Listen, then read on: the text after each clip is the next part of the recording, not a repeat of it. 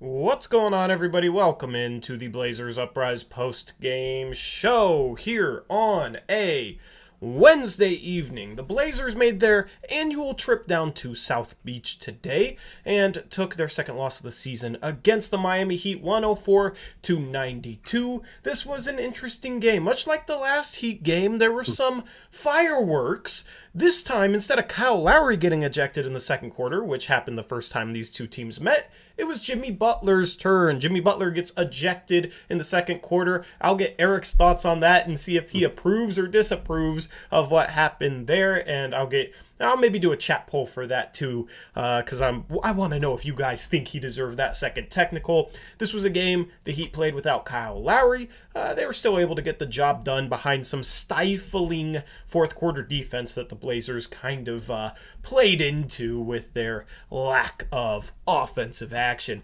We're going to break that down as we normally do. What's going on, chat? Hope you're having a good Wednesday. Eric, I hope you're having a good Wednesday. I know it was a situation where we've talked tank, and then they start winning, and then we stop talking tank, and then they lose, and it's just back and forth. And at this point, that's kind of what exactly what's happening. Yeah, and I've been preaching. That's why I'm just impartial going into games, and I'm gonna try and enjoy games and not really care if the Blazers win or lose. So I'm not. And this is a situation where it's a loss. They were doing well on the road trip, 2-2, much better than I expected, considering they were like 2 for 15 on the road coming into this road trip. So what are your overall feelings on this 12-point loss to the Miami Heat? Yeah, I'm kind of torn because I found myself thinking, like, what are we doing at times in this game? Why aren't we running plays for Anfernee, except for ones that go right into their defensive coverage against him, especially in the second half? Why are we just spamming pick and roll? Why are we... the thing is, Miami was playing defense. They had Bam, who's switchable, and they had guards guarding all our guys that would screen for the most part. And we were just still running pick and roll and, like, acting like when we got them to switch, like Caleb Martin from Gabe Vincent or something, like that was accomplishing something. It wasn't, because those guys are like equal defenders, so it does nothing to get them to switch. And we just kept running pick and roll, trying to get them to switch on those matchups, and it made no sense to me.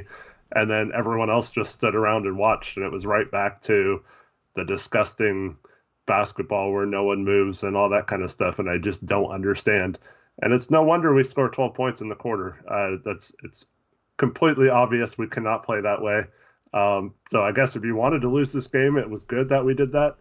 But I'm just baffled every time. I think we've kind of turned a corner and are starting to do more things on offense that will lead us to not have these situations happen. That they could. I am, whether we want to lose or not, it is troubling that we lost in that fashion, just completely withering under their defensive pressure at the end. Yeah, the Blazers have been better in that regard lately and a little bit more consistent. We see flashes and then we'll revert back, and it's more like, they'll put it together for a game, maybe two if they're lucky, and then they'll revert back. I had thought over the previous 5 games before this one, they had done a good job of just implementing new wrinkles into their offense, getting some guys some clean shots. There's still some things to improve on. I still think we need to run more things for Anfernee to try and help him get higher quality shots, because his shot quality was very difficult in this game, and he still finishes with 27 points and did it pretty efficiently. He ends up shooting 9 for 18 from the field and 6 for 14 from 3. So, just imagine if you could get him some cleaner looks on top of that. This was another one of those games where I feel like if we just run some things for Ant, he could have easily had 35, maybe pushing 40 points. And he just has to get his off the dribble, shooting some insanely difficult shots. You had that floater over Bam, that like right-footed, right-handed floater while he was going left, contorting his body that he made. That was extremely impressive. You had that spin back to the mid-range fade over Bam. You had a couple insanely contested threes. So, in the past 5 games, I've wanted them to try and get him some better quality shots. But beyond that, I think they've run some good things for McLemore. Rocco has been cutting more. They're running some sets to try and get Nurkic better low post position. But the issue is when you look at the quality of opponent in which the Blazers did that, it was Sacramento, it was Brooklyn. I mean, Brooklyn had KD and Kyrie, but Brooklyn is a very offensive-oriented team. Denver, we struggled with. Then we beat Washington without Bradley Beal, and we beat the Orlando Magic. So it wasn't exactly a sample against really high-level defenses. It wasn't high-caliber defense that the Blazers were playing. This was a high-caliber defense, and they reverted back to kind of what they've always done for the past few seasons. So, there were some positive things to take out of recent games, but I was kind of wondering what's going to happen when they end up going up against a high-caliber defense, and we got that answer tonight. Yeah, I'm interested to see, because we've seen Ant get double-teamed several times in late in games recently, but tonight seemed like they were pressuring a lot more than any team had so far. So I'm interested, because Ant's seemingly learning. He's not making mistakes that he made a game or two ago. He's picking up the game so fast right now, especially on the defensive end. So I'm curious to see, as more and more teams double team him and take the ball out of his hands, how quickly he can adapt to that and how quickly this team has a counter for making teams pay for that. Because we've seen it for years with Damian and them not doing anything to really make teams pay for trapping Dame and stuff. So I'm wondering if, we talked about this all the time. We do different stuff for McLemore than we do with Simons and CJ or whatever. But why don't we run CJ on the ball in those situations and run Simons off double screens, off ball and stuff like that, instead of having him dribble the ball up into that pressure every time? So I'm hoping to see a quick adjustment on that, but it's always frustrating when we relapse back into that kind of play. Yeah, and given how kind of stagnant things were for the Blazers today at times, I will give CJ credit. I thought he did a really good job of picking his spots, and he had an efficient night. 10 for 20 from the field, 4 for 9 from the three-point line. Didn't get to the free throw line at all. That's kind of the CJ special right there. But an efficient shooting night for him. And it wasn't a situation where he over-dribbled in a lot of situations. I thought he did a good job. He and Ant did a good job playing off each other, and this was a game where they both shot 50% from the field and almost 50% from 3, and had 24 and 27 points respectively. So especially in the first half, yeah. So that was a positive thing, is the offense was stagnant, but CJ kind of was willing to defer to Ant a little bit. And here's the thing. People have talked about CJ McCollum ruining Anfernee Simons' development, and obviously that's a little bit over-exaggerated, but people have made the point that it's not playing next to CJ McCollum for the next 3 weeks before CJ McCollum possibly gets traded isn't going to help with Anfernee Simons' development.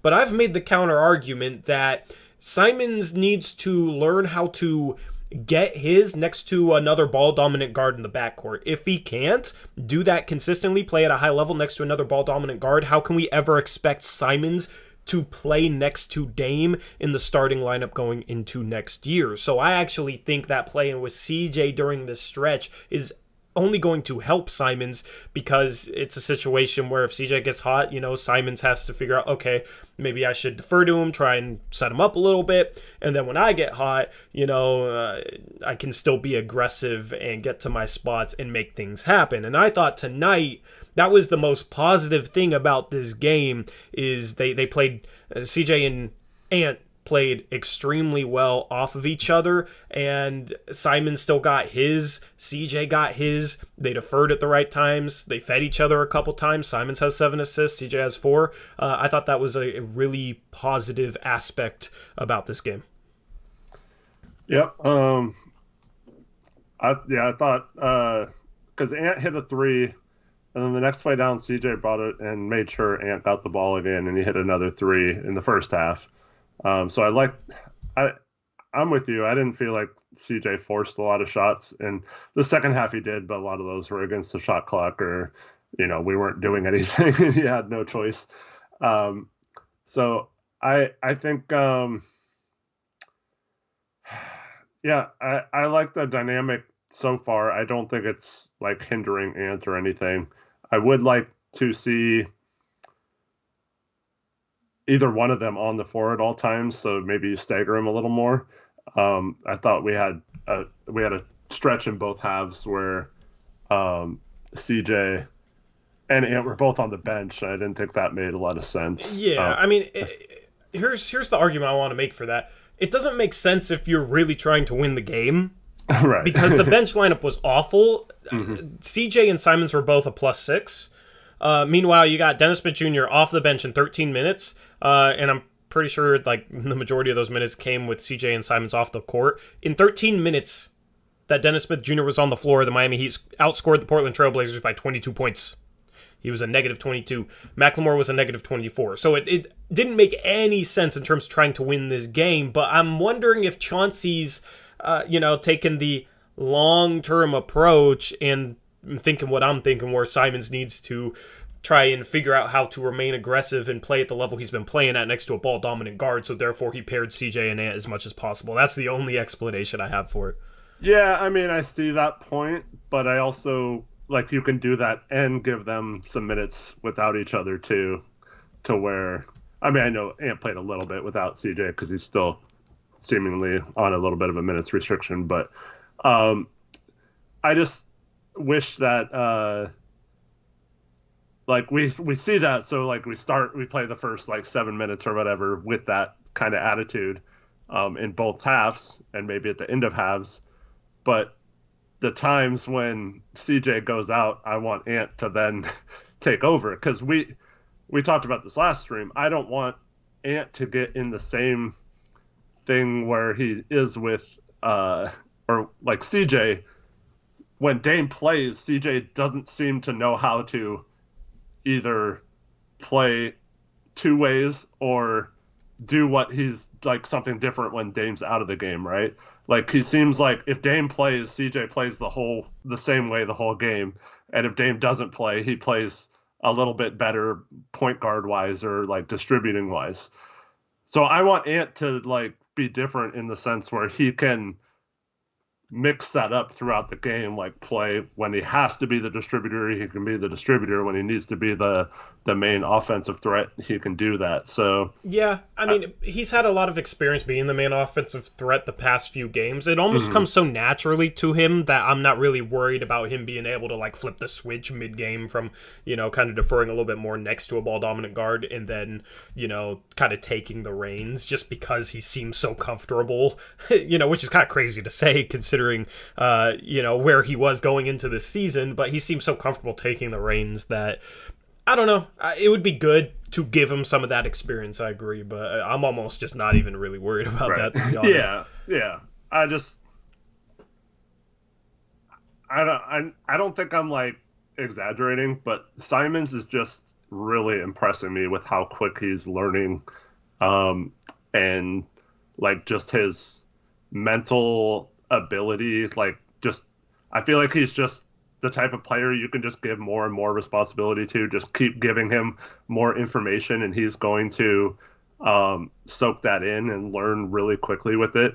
And that's evident especially on the defensive end. I feel like he's not even making mistakes he was making like a week ago that we're probably talking about on some of these shows. Like he's picking it up, and he's also like communicating. He's like leading the defense. He's telling people where to be, and just I'm just so impressed by the way he's grown in these past couple weeks. And I just hope that nothing happens to where we possibly like thwart this development later in the season, and that's why we absolutely need to make moves to clear that for him to just soak in all the minutes the rest of the season. Yeah, and we'll talk about moves a little bit later on in the stream. We'll talk a lot of trade stuff. I want to talk more trade stuff today than we have the past couple post-game shows, so definitely stick around for that or come back for that in a little bit. And, we'll take some of your questions on specific rumors and trade targets, so that'll be fun. But the final point I want to make before we look at the team stats, you still got people in here. Despite CJ, I think, playing a really good game in terms of picking his spots, not over dribbling, all sorts of stuff, you still have people that come into chat, and it's just, yeah, CJ is ISO hero shot god. He loves dribbling for 17 seconds, then breaking a tough shot. Like, I get... People like complaining about him in that regard, but maybe do it in a game where maybe he does some of that stuff, because this game wasn't one of them. This game, he played a really good game in terms of picking his spots and not doing that sort of stuff. So those complaints don't really hold weight after this specific game. And if you're just, I don't know, I don't understand people that come in with complaints that aren't based on the game, that they always say every time CJ plays, and it's just a broken record when he could be gone in 3 weeks. I still do not understand that. So CJ played a good game today. He might be gone in 3 weeks. Relax, give him credit for playing within kind of the flow of an offense that didn't have much flow. And that's the thing. If you're critical of a player, but you're willing to give them credit when they do a better job of what you're critiquing them of, then all your opinions hold a lot more weight. Yeah. And here's the thing. No one else was doing crap. So... At the times when he did take a tough shot, that he had to, basically, because no one was moving. We weren't running very good sets a lot of times, and he pretty much had to, because no one else was really scoring other than him and Ant. So I don't mind him trying to take over in certain spots. Now he didn't shoot well in the second half, as Charlie graciously points out. He only had 4 points in the second half, but they completely shut down Ant and CJ, and we didn't really have any counter for that. That's what I was talking about earlier, and that's, to me, once again, not necessarily on CJ, because I don't feel like he forced a lot. He just wasn't getting any help either. Yeah, well, it's like he could have had 12 points if he forced more. If he played more hero ball. It's like people will criticize him for hero ball, and then, when good defense is being played against him, he doesn't force it and doesn't play hero ball, and then he's criticized for only having 4 points in the second half. And it's like if he had 8 points in the second half, he would have had to ISO a little bit more, shoot probably some difficult shots because they're defending him so well, and then people would be complaining about that. So it was essentially a situation where there's no way CJ could have avoided criticism with that second half, So that's just my point on that. Let's move on to the team stats, Eric. Okay. The shooting numbers aren't pretty for Portland. 41% from the field, 30% from three. Not as bad as I thought it would be. 75% from the free throw line. They just didn't get there much. And then the turnovers. 18 turnovers was tough for Portland. Here's the thing, though. Miami didn't even really convert off Portland turnovers. They only had 13 points off their 18 turnovers. Anytime that's the points off turnovers is lower than the actual amount of turnovers, that's the other team not doing a good job of turning those into buckets. A lot of Miami's damage came in the half court. It was a situation where they weren't breaking off a turnover, breaking off a bad pass. They were just kind of methodical in their approach today. What other numbers jump off the page to you? Well, it's the points in the paint for us. 28 points in the paint with a 30% 3-point shooting. That's just a disastrous game, and I would have thought we would have lost by more if you showed me those numbers beforehand, because if you're not hitting the 3-point shot and you're not scoring anything in the paint, that's just a recipe for losing every time. Yeah, and we were just not able to attack. It's always points in the paint and free throw attempts, I feel like, always go together. right? Because it shows how much you're attacking the rim, because that's what's most likely to get you to the free throw line, and that'll obviously give you points in the paint.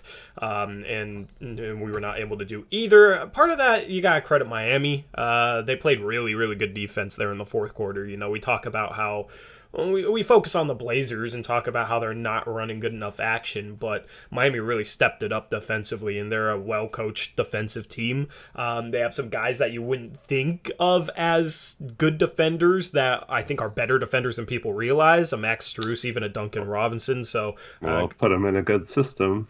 Yeah. You know, I mean, that's the thing. They're extremely well coached defensively. Eric Spoelstra has always done a good job defensively, so credit to them. We also didn't score well off their turnovers because they turned the ball over 16 times, which is pretty much close with our 18 turnovers, but we only scored 10 points off their 16 turnovers, so we were not able to get out on the break. That was another issue. Only 8 fast break points. We were not able to convert off the turnovers that we did force. And when a team's pressuring you, there's two things you have to have. You have to get out and run to kind of make sure they can't set up their defense, which we did not do well at all in this game. I don't think we really ran much. I can't remember even those 8 fast break points. It must have been early in the game. But like, then you have to move the ball on offense, and we only have 19 assists. So not moving the ball well, and also no fast break points against a pressure defense. Yeah, it's just not going to look pretty, and it definitely did not in the second half of this game. Yep, I agree with that. Largest lead for Miami, 14. Largest lead for Portland was 8. That was early on in the game. They got out to a 26-18 point lead, so it was a good start for the Blazers. Bad finish. That is basically how this game went. So, we're not ready for player cards just yet. We got your breakdown. Is it loaded? Are we good to go on that? Yep. All right.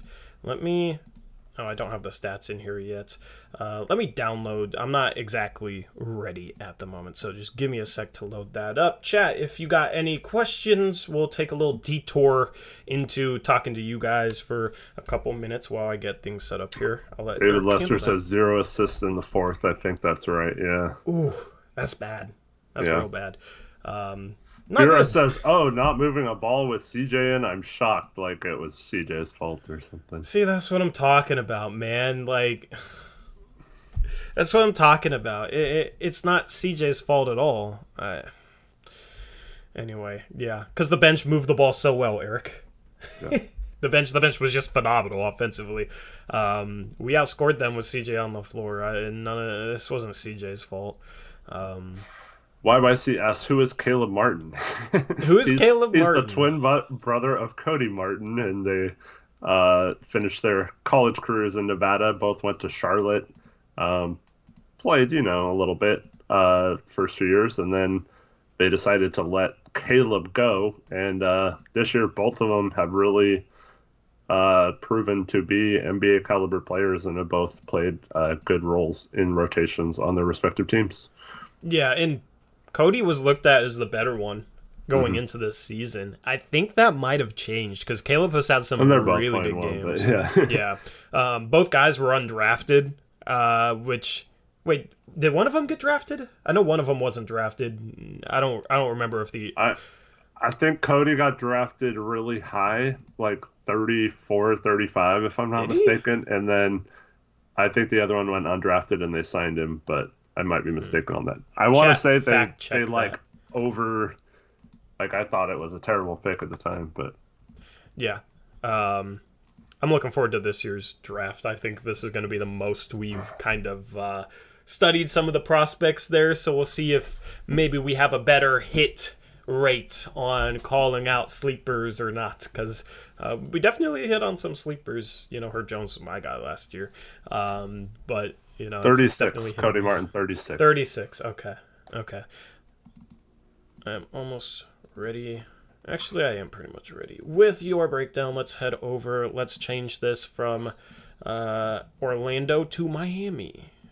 Heading down to South Beach. All right, here is play number 1. What do you got for us, Eric? So we have a defensive possession that...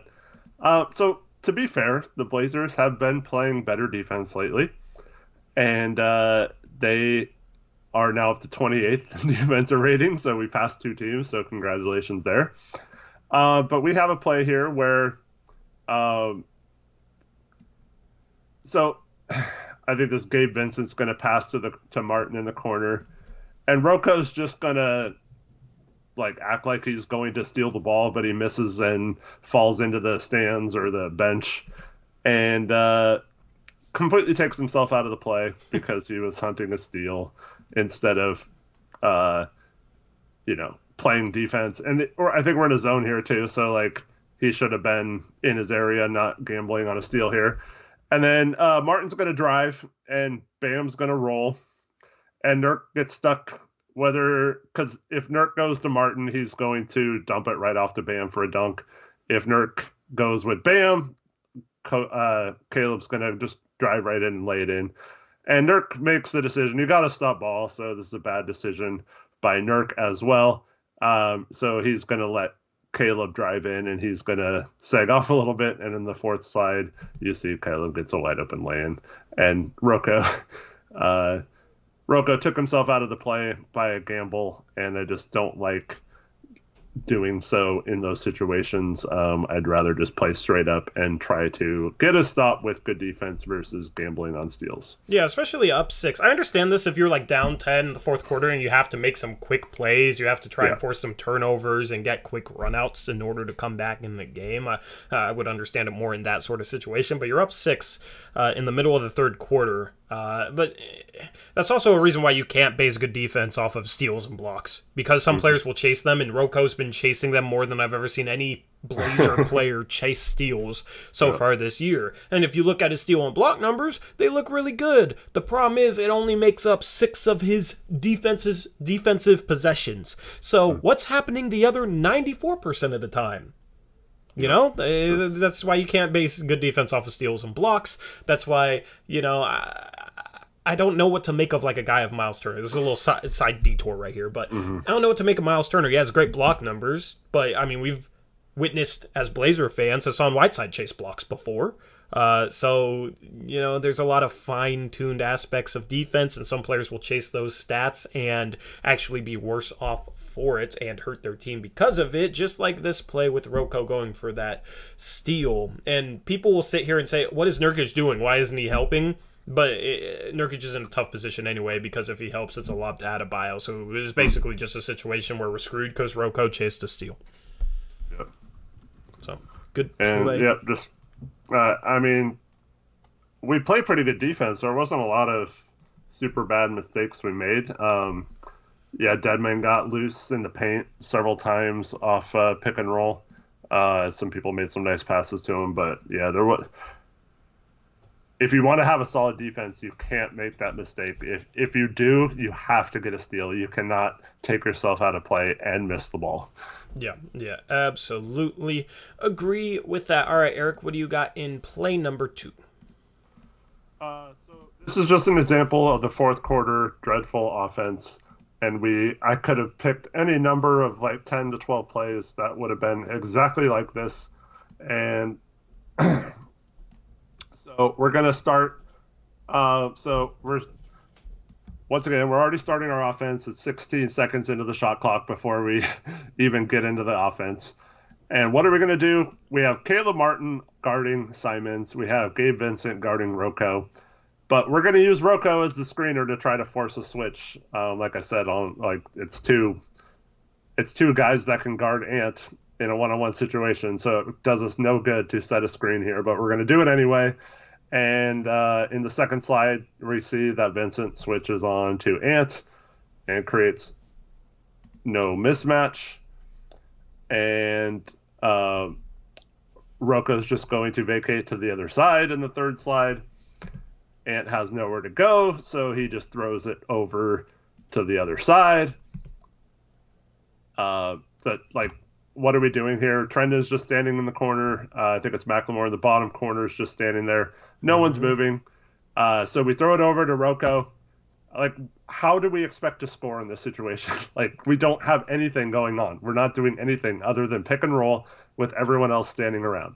And now oh, that didn't work, right? So let's just throw it across to the other side. There's now 10 seconds left. Let's just hand it off to CJ and see if he can do anything. So this is a thing where the Heat were playing this defense for several possessions. We should have known that pick and roll was not going to be effective in those situations. So either just let Ant go one-on-one against Martin to begin with without the screen and have Rocco cut to the basket or be somewhere where he could pass the ball in a useful situation, or just don't run pick and roll at all and run Ant off ball or something. But so we hand to CJ, and of course there's now 8 seconds left by the time he gets the ball. And he's going to come across this and try to make something out of nothing. Yeah, well, first off, CJ haters, what should CJ try and do here? That's my question for the CJ haters. Anyway, go on. Yeah, so Rocco is going to not only, because CJ had PJ Tucker guarding him, so that's probably a little better matchup for CJ to break down ISO 1-on-1 with 8 seconds left than Caleb Martin, right? So in this situation, Rocco setting the screen actually switches a better defender onto CJ. So this is another terrible decision by Rocco to set a pick here. And then, so by the time he comes across this, there's going to be 7 seconds left and no one's moving. Trendon moved into the paint, I guess, but his guy is still on him. It's not like CJ can pass him the ball. So Tucker's going to stay, and I guess he could pass to Rocco with the shot clock winding down, but then Rocco's going to cut into the paint and come right to CJ. And, it's just, I don't know. Yeah. I mean, I don't know what we're doing. I have no clue what this is supposed to be, what our goal was, other than to try and run a pick and roll because that's what we do, and it just drives me crazy that this is our offense. And it was for multiple possessions in a row in the fourth quarter. We just tried this crap. It does not work.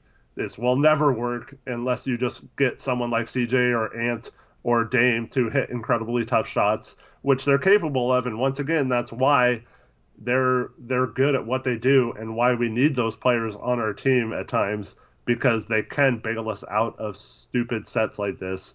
But I have no idea why we're even running these sets in the first place. And the people who say like, oh, well, CJ can't play off ball and Ant can't play off ball like a Duncan Robinson can or whatever. It's like, we don't even try to do it. So how can you even possibly say whether it would work or not? Yeah, and people will be like, oh, well, look at Rocco. He's wide open. How is CJ supposed to get the ball past PJ Tucker to Rocco in this situation? Mm-hmm. There's no easy way to do it. I don't know. Like, this is the sort of situation where you probably just try and pass to Rocco at the last second, but it turns into a turnover because PJ Tucker gets a deflection, And or Ant could cut here, I guess. But yeah, but and then people are saying, "What is CJ doing? That was a terrible pass." Like, well, he doesn't have options here. You know what I mean? And then if he shoots a step back three that's contested, people say, "Oh, CJ loves his contested step back threes." Like, it's the options here. I don't know what else people expect him to try and do here, because the lane's cut off. He's trying to drive, but if he gets cut off, what's he supposed to do? Even if he gets to the rim, Adebayo is there waiting, and Watford and McLemore are so close that Max Strus can guard both of them and be ready for a kick-out pass, and they probably only have time for one kick-out pass, right? And then they'll rotate, and we won't get a good shot. So this is just a situation where the style of offense against a good defensive team results in a situation where we just can't even get a good shot off because everybody's standing around. The Blazers just need to be better in freelance. That's basically what it comes down to. CJ can make this sort of shot, and he makes a living off of making difficult shots, and then people give Terry Stotts credit for running a great offense. You know what I mean? Because they make these types of shots, but you want to get these guys... Oh, no, that wasn't CJ shooting. That's Rocco shooting, so I guess he passed to Rocco. No, I thought he shot a floater. So he he drives in and the ball gets kind of knocked loose to Rocco, and then but Bam's rotated over, so Rocco doesn't even end up being open, and then Trendon and McLemore are still standing right next to each other, so they have no shot. And there's only 1.4 on the shot clock, so he probably doesn't have time to kick out. Basically, just a super scuffed possession, super scuffed. And the Blazers just have to be better moving out of freelance. This sort of situation, they're not running a set play, and that's okay if they know how to move out of freelance. Like here, CJ maybe should, I don't know, set a pin down for Watford, and Watford can curl, and CJ can run off of, McLemore in the corner, right? Just do something. And then once the ball's skipped, McLemore could maybe go set a back screen for Simons, and maybe there's a lob there. And then, McLemore can try and pop out. Just do things. You watch the Golden State Warriors play, and they're just always moving, always looking to set screens for each other, always looking to cut, and they're able to get a lot of really good shots out of freelance. Our freelance is 5 guys around the arc doing freaking nothing. Yep. So that's the problem with the Portland Trail Blazers offense, and it has been for years. And I hope Chauncey would change that. It's been better lately, but this was a bad game in that regard. But even if we were, let's say it was a drive and kick out, Rocco goes and stands in a spot where he's not going to get a good shot, and CJ's been across the court in the same spot the whole possession, Ant can't even get a good angle to pass him the ball. It's I just don't even understand the setup of this play. Yeah, it's very disappointing. But, that's your Portland Trail Blazers. That's how it goes here in Blazer land. If I didn't know any better, it would be by design that we didn't do anything in the fourth quarter. Yeah, I don't think we would do that after winning a couple games. I don't think we'd be like, oh wait, we got to lose now. Yeah.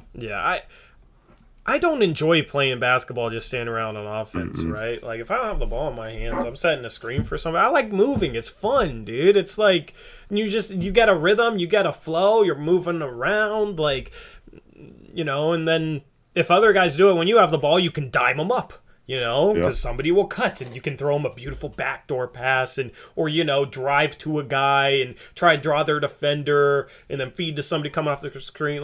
That's how me and my rec league team plays. And I know it's just rec league, but my whole point is it's enjoyable to do those things for me and for guys I play with. I don't understand NBA players that are just content to just stand around the 3-point arc.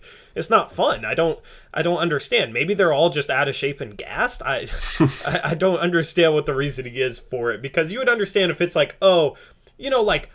busting your ass through a screen is difficult, right? So maybe some possessions players aren't going to do that because that's just a hard thing to do, not necessarily a fun thing to do. Moving around on offense, setting screens for each other, trying to free up teammates, that's fun, at least I think it should be. So I've never understood players that just stand behind the 3-point arc and why everybody we bring in just plays that way. And it doesn't matter who the coach is either. And, it doesn't matter if CJ and Dame are playing or CJ and Dame are out. It's goes across every lineup, every roster, no matter what. Yeah. Zach says, standing around and making millions sounds pretty fun to him. So. Well, the making millions part, yeah. But you could run around and make millions, and that's even more fun, in my opinion. And then maybe you win more games, and then maybe you get a little bit more money because of it. I don't know. Anyway, good old Brandt's breakdown, man. There was one positive play that I was hoping to see tonight. This was the first time there was a play I was thinking of in particular that you didn't get. So which one was that? It was the play where Simons got trapped up by half court, and CJ was in the opposite corner. CJ Elleby was in the opposite corner, and he cut, and Simons dimed him.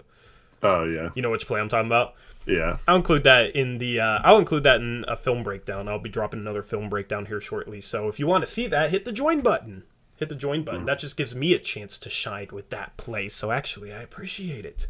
I just thought that was a good play because we've always stood around when Dame gets trapped. So Elleby cutting off ball, and then Simons' pass was impressive on that play. Good finish. Yeah, good for Elleby. Left hand, that's kind of his side of the floor. Yeah. All right, let's get into player cards if you want. Mm-hmm. All right. This let me update this. Give me a second. Yusuf was not Fred Meyer today, unfortunately. This was a rough finishing game for the Blazers too. That's part of the points in the paint. But there's that possession where Nurk and Rocco missed like Both four missed, layups. yeah. There's another was that the same possession that Rocco missed the finger roll? Or was that a different possession? No, that was a different possession. Rocco missed a blatant finger roll. That was bad. Yeah. Anyway, here's Simons' stats. As I said, good shooting night, 7 assists to 3 turnovers. Continues to make plays for others while also getting his own with a 27 bomb. I watched the Heat feed for the stream, and they were talking about him in the running for most improved player, which was kind of cool to hear. What were your thoughts on the Ant-Man tonight? I thought he did a good job of letting the game come to him and then just getting hot and shooting a bunch when he was on fire in the first half. Found myself wanting more in the second half or just kind of using him better, which we didn't see, but yeah. I thought it was overall a really good game for Ant once again. Yeah, his average point per game average, I think, is up to like 15. It's going to be interesting to see where it finishes this season. I want to see him like average 17, 18 points per game for this year. Where do you think, because I got asked this on the mailbag, and I don't really know who the other candidates are. Where do you think he ranks in terms of most improved player? Well, if it keeps this up, he could get up there. Yeah, I'm trying to think. Darius Garland comes to mind. He's having a really, really good year. Mm-hmm. I don't know who are some of the other. Chat, help me out. I'm drawing a blank on anyone other than. Yeah, I've been drawing a blank on this. So, Chad, toss us some most improved players, candidates. Desmond Bane. Desmond Bane. See, he's in his second year, right? Yeah, he's in his second year. Second year guys, I always expect to make a jump. I feel like second year guys don't get as much consideration for most improved. Garland's definitely better this year. I just statistically, I don't know. Miles Bridges. Miles Bridges is another good candidate. Garland went from like 17-6 to 20-8. So definitely an improvement. I'm just not sure if it's enough improvement statistically, but his team is winning. He's playing a winning brand of ball. Miles Bridges went from averaging 13 a game to 20, and also making plays for others more. His assists went from 2.2 to 3.6, so he's in the running as well. Desmond Bane statistically went from 9 points per game to almost 18, and he's doing it efficiently. So he's definitely in the running, but it's a second-year player. I feel like you kind of don't give those guys the benefit of the doubt because you expect a second-year jump. So, I mean, Simons... that's a narrative. What'd you say? I don't buy that narrative. I think if they have a jump, they have a jump. Yeah, but what second-year player has won most improved? Because a lot of second-year players make decent jumps, but I don't remember like guys that young in their career, making. I mean, I guess CJ was his third year, but he didn't play his first two. Yeah. Michael Porter Jr. got close in his second year, so maybe that's the case. I don't know. I just always have not given. I've always kind of docked those guys a little bit because I just expect a second-year jump from them. Simons averaged 7.8 points per game last year. Currently, after this game, he's probably like right around 15 points per game. So he's definitely in the running, especially if he can get that to 17, 18 points per game. He would be one of the top 3 candidates most likely for that, along with Desmond Bane and Miles Bridges. It would be cool to see Simons win that award. Yep, for sure. All right, moving on. Several Blazers have, so. Yeah. Too bad we can't get a MVP winner. I would love for Dame. Screw all the other awards. I just want Dame to win an MVP. Hopefully he can next year when he's back. And finally, knock on wood and everything, fingers crossed, finally healthy. All right. Let's move on and talk about, not him, CJ McCollum, 24 points, 4 assists, 3 boards, 2 steals, 50% from the field, 44% from 3. Good game for CJ. We talked about him a bit. What else do you want to say about Mr. McCollum? Yeah, I thought especially in the first half he was fantastic. Second half, like the rest of the team, don't know what happened, but Hmm. yeah, I'm not going to blame any one person. In fact, the bench was way worse than CJ, so I thought it was a decent game for him. I thought he showed a lot of nice things. If you're worried about him maintaining or boosting a trade value type thing, I think this was a solid game for him, look wise, and yeah, I think it was mostly positive, other than we didn't get a win. Yeah, yeah. If you're Joe Cronin, you want to point to, CJ wasn't necessarily having the best statistical season. He started pretty hot over the first few games and then kind of fell off. You want to be able to point to that, like, oh, he had a kid on the way. He was stressed out about that. After he had his kid, look how this dude's been playing. He's been on a tear. So that would be the best case scenario. Yeah, for sure. Moving on, we got Yusuf third quarter Nurkic. I mean, he had a better game statistically than I thought. 18 points on 6 for 10 from the field, 14 boards, 2 assists, made all 6 of his free throws, had a steal and a block. A lot better statistical game than I thought he had, to be honest. Yeah, I mean he beasted in the third quarter. He had several putbacks and was really doing a lot of work, but it was mostly off offensive rebounds and stuff. But yeah, I think at one point he was 6 of 7 from the field, so he missed those little bunnies on that one play that kind of messed up his thing. But yeah, still didn't shoot a three, so that's good. And 60% from the field, I'll take it. I don't think he was particularly bad tonight. I wish we would have gone to him a little more. And I did see some comments, not from chat here, but they're saying he was... Correction. Chris is wrong, and chat is wrong. He was 6 for 8 from the free throw line. Not 6 for 6, not 6 for 7. He was 6 for 8. That's yeah. what ESPN And then says. the thing is, I saw some people saying on Twitter that, like, oh, Nurkic is turning into a black hole on when he gets the ball in the post. But, like, as I've noticed, or I've tried to show you guys in Brandt's breakdown, like, he doesn't have anywhere to pass to. It's the same with that play I showed with CJ earlier. Like, no one's cutting. People aren't leaving him, and especially in this game, they weren't helping on Bam, so it was kind of like on an island. And so he's got to shoot those because there's no cutter, there's no open three-point shooter. And, yeah, so I just wish people would recognize, like, where the other 4 players on the court before saying stuff like that, because I think he almost has to score at times in the post because there's no other options. Yeah, I agree. He's willing to pass. I don't think it's ever a situation where he's not willing to pass. He likes to pass. He thinks of himself as a good passing big man, and he likes to show that off.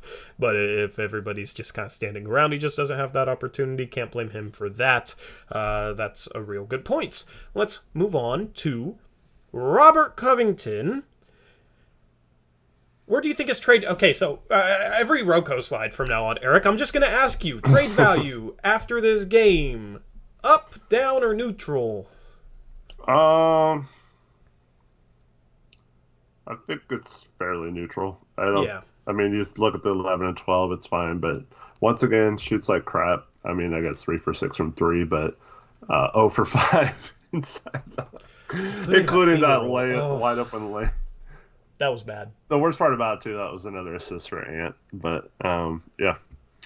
Dude, and it's not a situation where Roko's getting stuck between, like, should I dunk or should I finger roll it? Right. You know what I mean? Like, you knew he was going finger roll all the way, and he blew it. I don't understand that, man. Just go put the back of your fingers on the rim. That's how you make a finger roll. Easy. Especially for a 6'7", dude. That was a bad layup miss. But no steals and only 1 block. So, not padding those steals and blocks. All right, now it makes sense why he sold out for that steal, because he was like, oh, crap. He's looking at his box score saying, I have 0 steals. I got to come up with one. And he made an all-out effort for one. So You still missed it, buddy.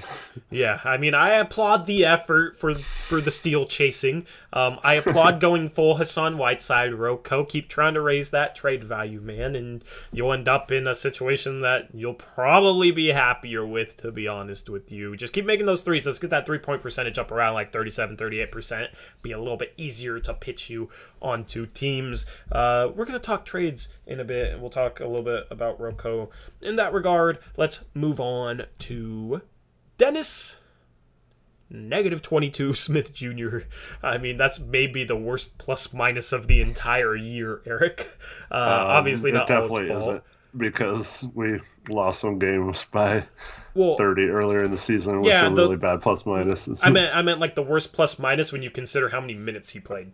Oh, okay. Yeah, maybe.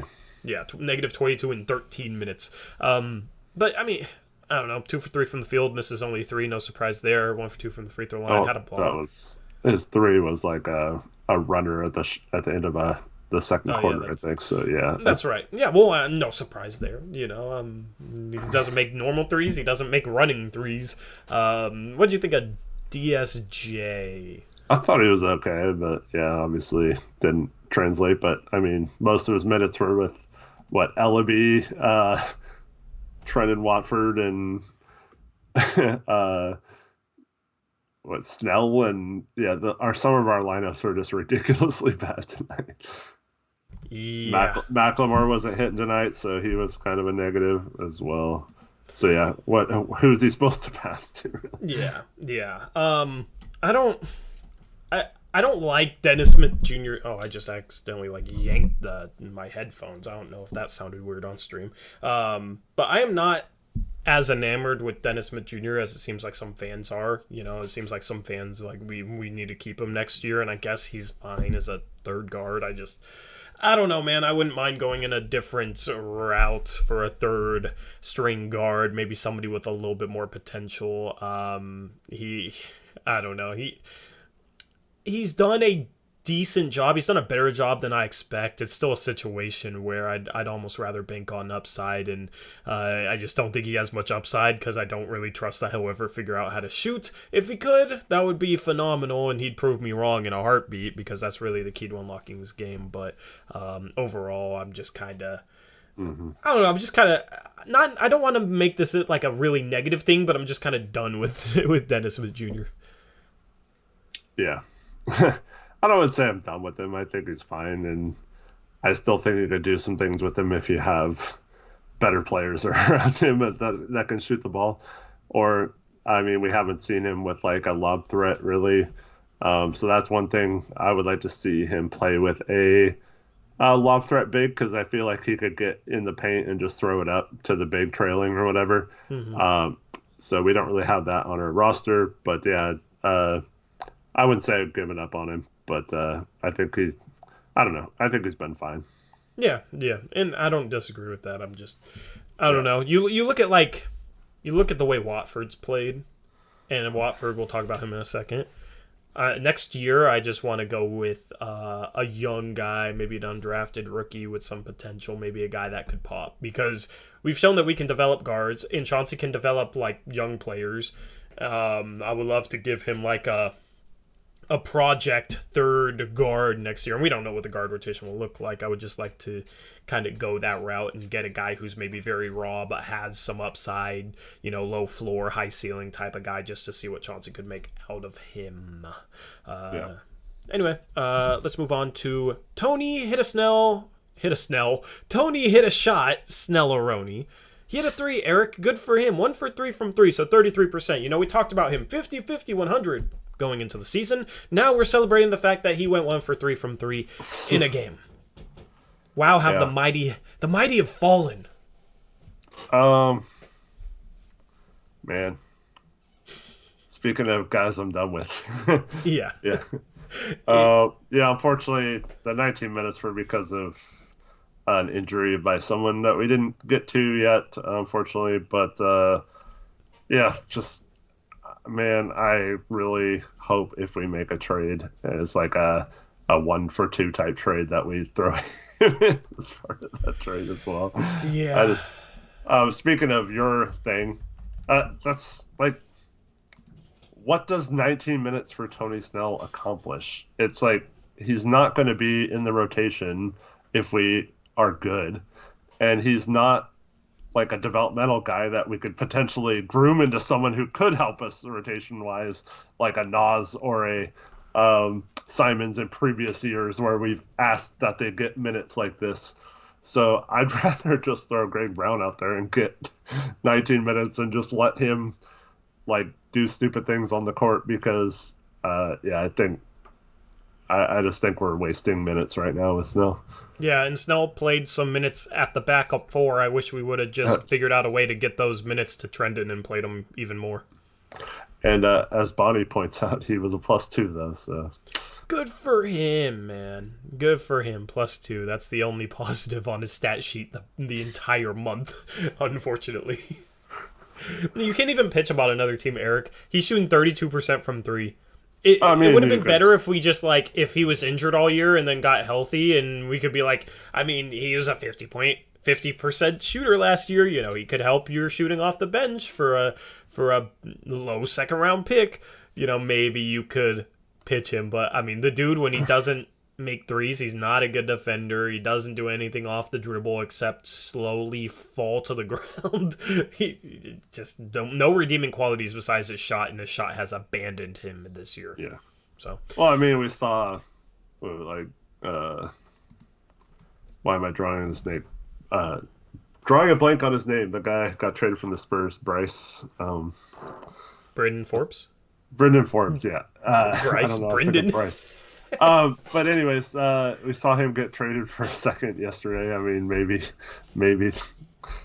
you can do something. I don't know. Yeah, he was a 2028 second, but I would take a 2028 second. Let's see what Bryn Forbes is shooting, just out of curiosity, because I've paid no attention to Bryn Forbes this year. Bryn Forbes was shooting 42% from 3, so yeah, he's been 10 percentage points better, averaging 9 points per game in 17 minutes. Yeah, and he only fetched actually, he's averaging 9 in 17 minutes per game on a very efficient three-point shooting, and he only fetched a 2028 second, and they had to take salary. And they had to take on Juan Hernan Gomez.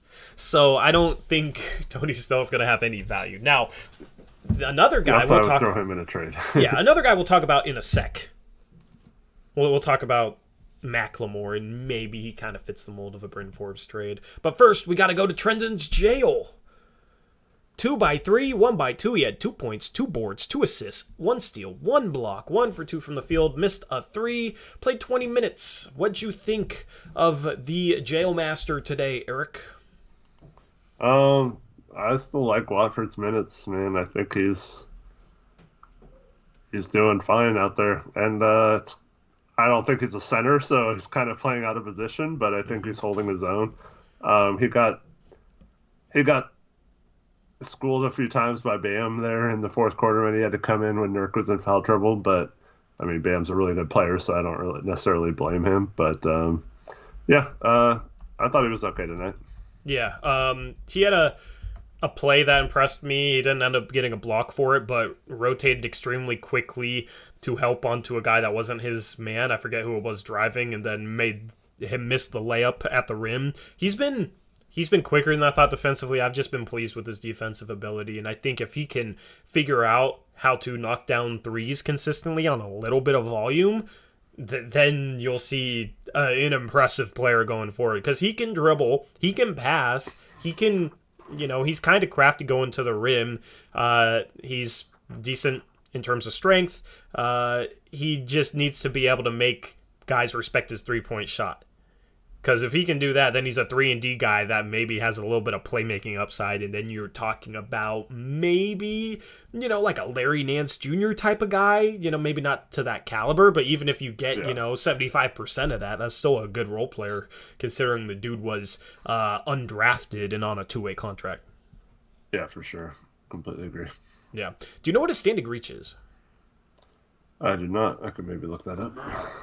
I'm Googling it right now. Trendon Watford, standing reach. Because I'm curious how Larry Nance Jr.'s is like 9 foot. His is only 8'9", so I agree with you. He's more of a 4 than Nance's.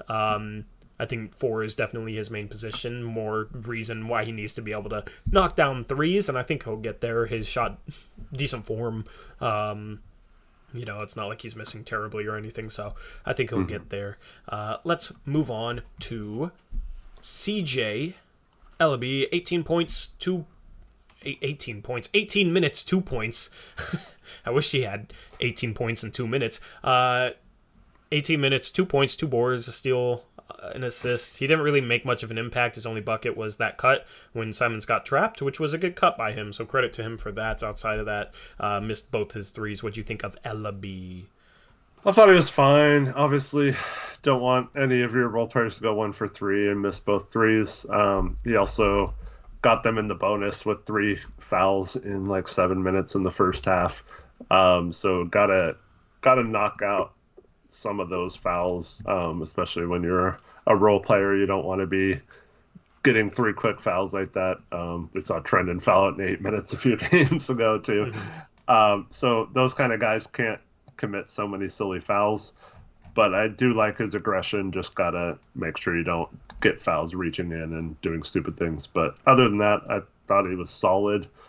Just kind of got thrown in with the rest of the bench that did not do anything tonight. Yeah. I don't have anything else for Elleby. Let's move on to last guy we're going to talk about is Ben running three-pointer McLemore. We'll also talk about Nasir's injury. We do have a slide for Nasir. It just disappeared. For some reason, it'll only show 9 in the slideshow instead of all 10. But, bad game for Ben McLemore tonight. Eric, 0 for 7 from 3. Yeah, not a good game for McLemore. I still think he's going to be a useful piece for some contending team as a shooter off the bench, but tonight was not it. Yeah. Just hopefully could get a second for him. That's the goal. I saw somebody in a previous stream, I didn't answer it, but somebody asked if we could get a first-round pick for Ben McLemore. No, not even close. At this point, you're just fingers crossed that you can get a second-round pick. There's no way you're going to get more than 1 second for him. You look at what Bryn Forbes got, and Bryn Forbes and Ben McLemore have honestly probably been kind of identical players this year. And he only fetched a 2028 Denver second, and they had to take on salary. So it's going to be tough to get any value for him, even though he's been playing really, really well. I think that Bryn Forbes trade kind of sets the table, but maybe Cronin can do a little bit better of a job of shopping a guy like a McLemore. That's really the only hope. But his 3-point percentage is going to take a hit. He was at 41% going into this game. Might be under 40% now. I mean, it's just not a good shooting night for McLemore. Well, another to be fair, both with Bryn and with McLemore. So McLemore's didn't get many clean looks tonight. Almost all his threes were at the end of a shot clock or just getting kicked out, and he had to throw something up. But Bryn Forbes isn't on a minimum contract like McLemore. He is making $4.5 million, so it's a little different than trading an expiring minimum contract that can be traded without a contract coming back. So a team can take McLemore on very easily, whereas Bryn Forbes was making $4.5 million, so it's a little harder to trade for that. I didn't realize he was making that much. That's a good point, actually. So maybe we could get a little bit more value. I thought he was on a minimum. That's why we have the CBA expert Eric Brandt to just memorize all the salaries, man. Good catch on that one. Let's talk about Nas. So Nas gets hurt today, which, I mean, you hate to see that. He's been very banged up throughout his career. It's like little injuries that he always seems to struggle with. Unfortunately, it's a knee contusion. Doesn't sound like it's too serious. Was struggling in his 12 minutes today. 0 for 4 from the field, 0 for 3 from 3. It really had no impact, so I don't know what you want to say about him, but if you have any thoughts, he had like one good defensive possession on Butler, but it's I just hope that's not like a thing that's going to keep him out for a few games, because this is his moment, and he had fluctuated shooting well and not well. several games, but yeah, where's Mini Nas? He was in the graphic. I think it's cause wait, what if I? Yeah, so hopefully it's not where something Mini that Nas keeps went. him out for like 2 or 3 games because we've seen this before. You know, his 30-point game in Milwaukee last year, and then he doesn't play for several games after that.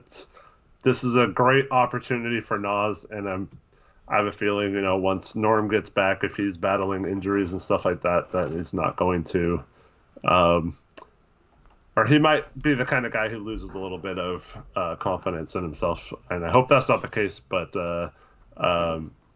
yeah, I just hope it's just precaution to keep him out the rest of this game. There's Mini Nas. There he is. I just the right edge of this graphics is just a little bit uneven, so I like cropped it to make it even, and I didn't think about it's gonna cut out Mini Nas. So I always gotta keep him Mini Nas. Yeah, he had a possession. It's the only possession I'm gonna talk about of his. The charge he committed, the one turnover he had in this game, where he put his head down, got past his initial defender, but just plowed right into the guy trying to draw the charge. Once you get a reputation for that, teams will know that, and players, you know, at least on good defenses, will be ready for that and just step in and take charges. And it's a turnover, it's a foul. It's not a good play. He has to learn how to, like, Euro step, or, you know, maybe just like a quick pound dribble, try and hop step around the defender. He has to try and figure out a way to counter that. It becomes a situation where he builds up a head of steam and just can't redirect himself, you know, around defenders trying to take charges. You know, maybe it's a plant and you jump to the side up in the air and you finish with a finger roll around the guy. He has to figure out how to not commit those charges, because I've noticed defenders starting to take more of them in the past couple of weeks, and he's able to get past his defenders. So if he's able to kind of figure out ways to work around that issue, then it'll definitely help him. Yeah, and there was that other play where he was on a fast break and he just gets absolutely hammered and they don't call anything. And then on the other end, they call like a similar type foul on us. It was weird how that some of the plays they were letting go, and the game got a little chippy because of it. And then others they were calling really closely. And I never liked that. It's either let them play or don't let them play. Yeah. All I want is consistency in regards to the refs. Anyway, that wraps up our player cards. We're going to hop into our Twitter space. I just posted the link to the Twitter space in the chat below. You guys should know how this goes at this point. You can call in to the post-game show through our Twitter space. You have to be on mobile. Please try and keep it clean. No cursing or anything like that. Other than that, you know, just state your opinion. Give us a question. Whatever you want. We'll kind of segue this to talk about trades. I know you guys love to talk about trades, so that's kind of what I'm expecting. But we'll see what we get with this Twitter space. The first person up is going to be Michael K. Everett. Let me mute you on Skype, Eric, or mute myself on Skype and hop into the space. All right, what's going on, Michael K? You're now live on the Blazers Uprise post-game show. What do you got for us? Hi, Michael. Hey guys, how's it going? It's going good, man. Hey, so watching stream night, having fun, and I was just putting together a couple lists of just kind of random, like, guys who are tradable right now that, let's say, I don't know about this year, but probably next year when we have kind of like more solid footing, hopefully. So I'm just going to, basically, we're going to play a game. I'm going to list off 3 players, and y'all are going to tell me which player you would prefer to see on a potential future Portland Trailblazer team. Okay, I'm down. All right, cool. So, the first of the 3 players, Spencer Dinwiddie, Dennis Schroeder, and Tim Hardaway Jr. That's interesting because I haven't really... You know, we haven't really looked at guards, but if we do trade CJ and Norm and start Damon Ant, we would need a third guard. So I would, I would think of it in that scenario. Who would we want is the third guard behind behind Dame Dame and Ant. Yeah. Yeah. Ooh, that's tough. Go ahead, Eric. My vote would be none of the above, but if we have to take one, I don't like Tim Hardaway Jr.'s contract. You could probably get him for like a Norm or CJ type player very easily, but I don't like his contract, and then he's not really a guard that can handle the ball. So while I like his shooting, I don't really like his point guard skills. Dinwiddie to me would take way too much to get the Wizards to come off of him. I know they're very high on him, so probably not the greatest fit with Dame either, as kind of a guy who needs the ball but can't shoot as well as a lot of other guards. So I guess my answer would be Schroeder, because he's going to be a free agent, would likely be the cheapest to both acquire at the deadline this year or in the offseason if that was our thing. So I guess I would say Dennis Schroeder just because of that. But yeah, I wouldn't be too high on going after him this week. I would go with Tim Hardaway Jr.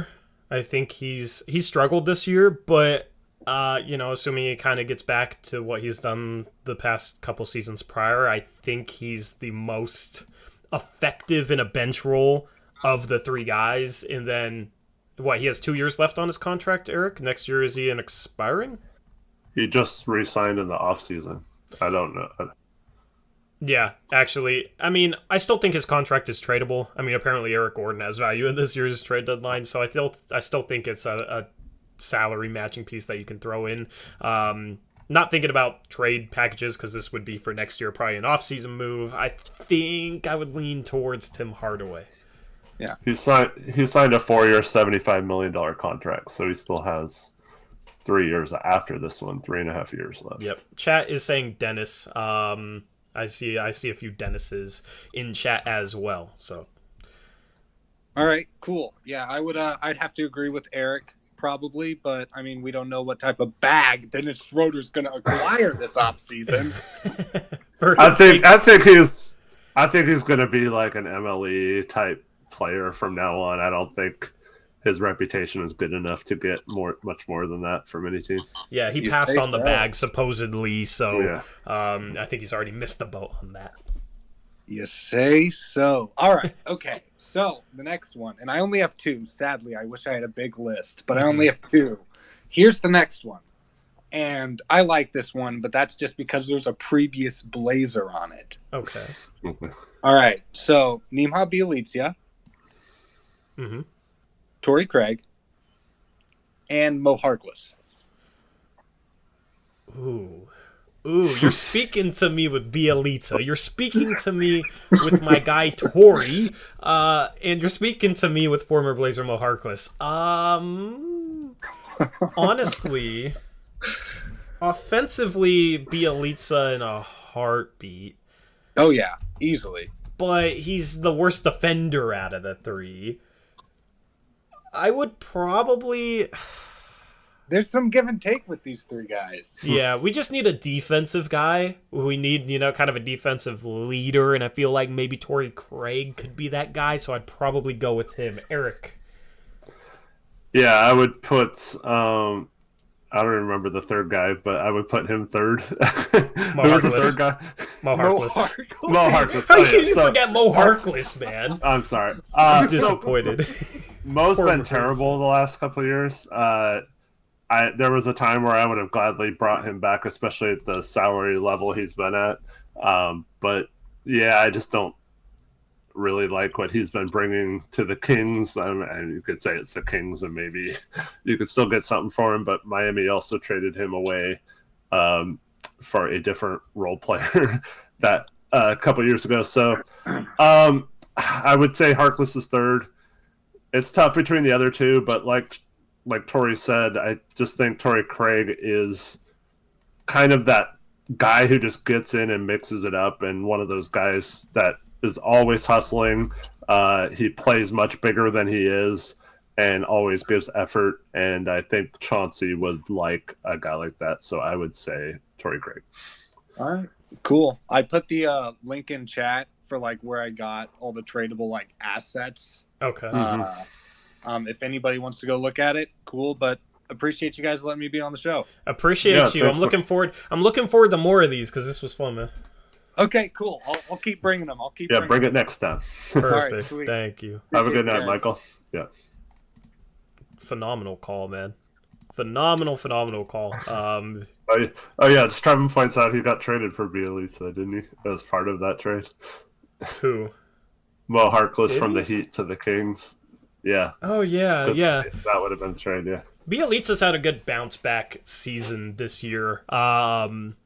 He's been pretty good. He's the perfect fit in Golden State. If we ran our offense more like Golden State's, I would have maybe gone with Bielitsa. I know we need defense, but like offensively, he's just a perfect fit there. We currently don't have another caller on deck, so call into the show. I'll post the space link again in the Twitter chat. We'll try and get a couple more callers in here. If nobody wants to call in, we can always just kind of segue into talking with chat about potential trade packages, and we can finish off the stream that way. But, I'll give you guys a chance to kind of get in this space here and call into the show. We got Alan Garcia up next. Cool. Coming in clutch. What's up, Alan? You're now live on the Blazers Uprise post-game show. Hey, Alan, how you doing? Yeah. Hi, I'm doing great. Can you guys hear me? Yep, you're perfect. Okay. Well, I was going to ask you guys if you guys were interested in to have a trade package with Cleveland for CJ, what would you guys like to get in return? Eric's been pitching this, so I'll let him go ahead. What would be your, let me phrase it this way. What would be your leading offer? Like, what would be like the most you could hope to get out of Cleveland? And then what would you like be willing to move back to as acceptable? Well, I guess I don't want Love, right? So, I mean, that makes the most sense is like Love and assets, Jay. But using Rubio as an injured player also helps our tank if we're going that route. And because of this trade, I would assume we are going that route. So it would start with Rubio, as he's got like almost an $18 million contract. So it kind of gets part of the way there with CJ. And then you throw in a Jetty Osman, who's making a little over $8 million. So right there, you could trade those two for CJ to get their contract-wise matching in a trade. I would ask for a Coro. They're probably going to get told no. And then I would ask for 3 firsts. I don't know if they'd be willing to throw in 3 firsts for CJ, but I would definitely ask for it. I would come down to probably 2 firsts, and they have Houston Rockets' second-round pick this year. So I'd probably be willing to trade CJ for Rubio, Osman, and 2 firsts and a second-round pick. I think low end, I think would have to be a little bit lower. I just don't... CJ... I don't know how much value CJ has. And Osman's been good this year. Like, Osman has been... Go ahead. I mean, if Osman is good enough to be a positive asset in a trade, I don't want Osman. That's the easiest way to get a trade done. So if you could find a team to give us like that second-round pick or something instead of Cleveland, like that's fine. Like let's say Indy wants to take on Osman or something. Like I don't know, but like so yeah, I would definitely be willing to include Osman, or maybe you work, the Derek Jones into there somehow, like with the Rocco trade or something. But yeah, I'm just talking like to fill the contracts. Like I don't care who that other player is if they want. But yeah, so Osman's not important as to what's coming back in terms of the expiring contract to get us some possible cap space and the picks. For sure. I was just thinking of it from Cleveland's end, given how he's done for them this year, but I absolutely agree. You flip him probably to a third team for an expiring and try and get back a second. You can maybe get back a couple of seconds. So, Cleveland...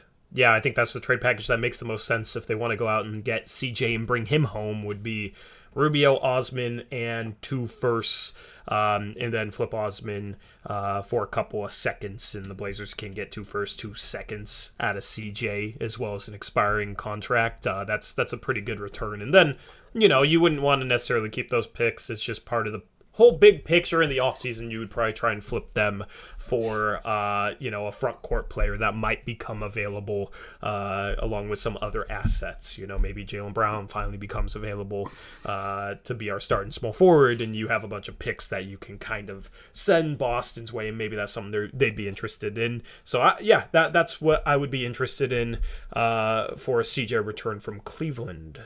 Yeah, and 2 things about that particular trade too. One is Rubio, we'd have his full bird rights. So if we did trade CJ and Norm, I think he would be a fantastic third guard if we decided to re-sign him or had some sort of deal in place to re-sign him after the season. He's someone who has been very good both defensively in this league and for helping a lot of big men that he's played with have credited him into helping them get a lot better, like moving without the ball and receiving passes in different angles and things like that. So I think he would be a very good third guard to pair with, mostly offensive-minded Dame and Ant in that scenario. And then also, if we trade CJ for contracts about similar coming, like let's just say we traded him for Love and assets, we have no chance of getting any kind of cap space or the trade exceptions that would come back in other trades to possibly add a star like Torey was talking about in the offseason. Whereas if we traded both Norm and CJ for minimal contracts for next year, like I said, flip Osman somewhere else because he is making a little over $8 million next year. But like if we did several of those trades where we don't take back money next year, we could conceivably get up to about $30 million even with retaining Ant's cap hold and all that kind of stuff. So we could get to a place where we have all these draft picks and the cap space to just absorb a level like player like Jaylen Brown and just take on his salary for a bunch of picks, and then Boston clears their cap situation up and gets a big trade exception and a bunch of picks and stuff like that. So it is possible to get cap space, but only if we trade CJ in a scenario for expiring picks. Yep. Well said. Anything else you got, Alan? I mean, do you guys, besides Cleveland, who would your main team to trade CJ? Who's the main team that you guys would trade CJ to? New Orleans is another possibility. Outside of that, there's no clear-cut team, but I think there might be a couple sleeper teams out there. It's kind of hard to say at this point. What are some of the other destinations, Eric? Well, keep an eye on Boston. Over the course of today, they have there's been rumors that Horford and Jason Richardson were available, and then also just a few hours ago, there's rumors that they're shopping Marcus Smart now. And so I don't know Torey's probably not going to be super high on Marcus Smart because of his shooting splits, but that is a very Billups-y type player that I think he would love to have. So keep an eye on a player like that to be traded, a situation like Boston. Yeah, well, my question is, so if you go out and get Smart, what's the guard rotation then? Or do you start Smart with Ant and Dame, or what's the situation there? Yeah, I don't know how that would work. I mean, he's probably the same size as Norm, height-wise, but he's one of those players that can guard small forwards a little better than a lot of players. Yeah. But I wouldn't like that long-term committing to another 3-guard lineup. So yeah, I'd probably bring Smart off the bench, but yeah, that's just me. It's just weird.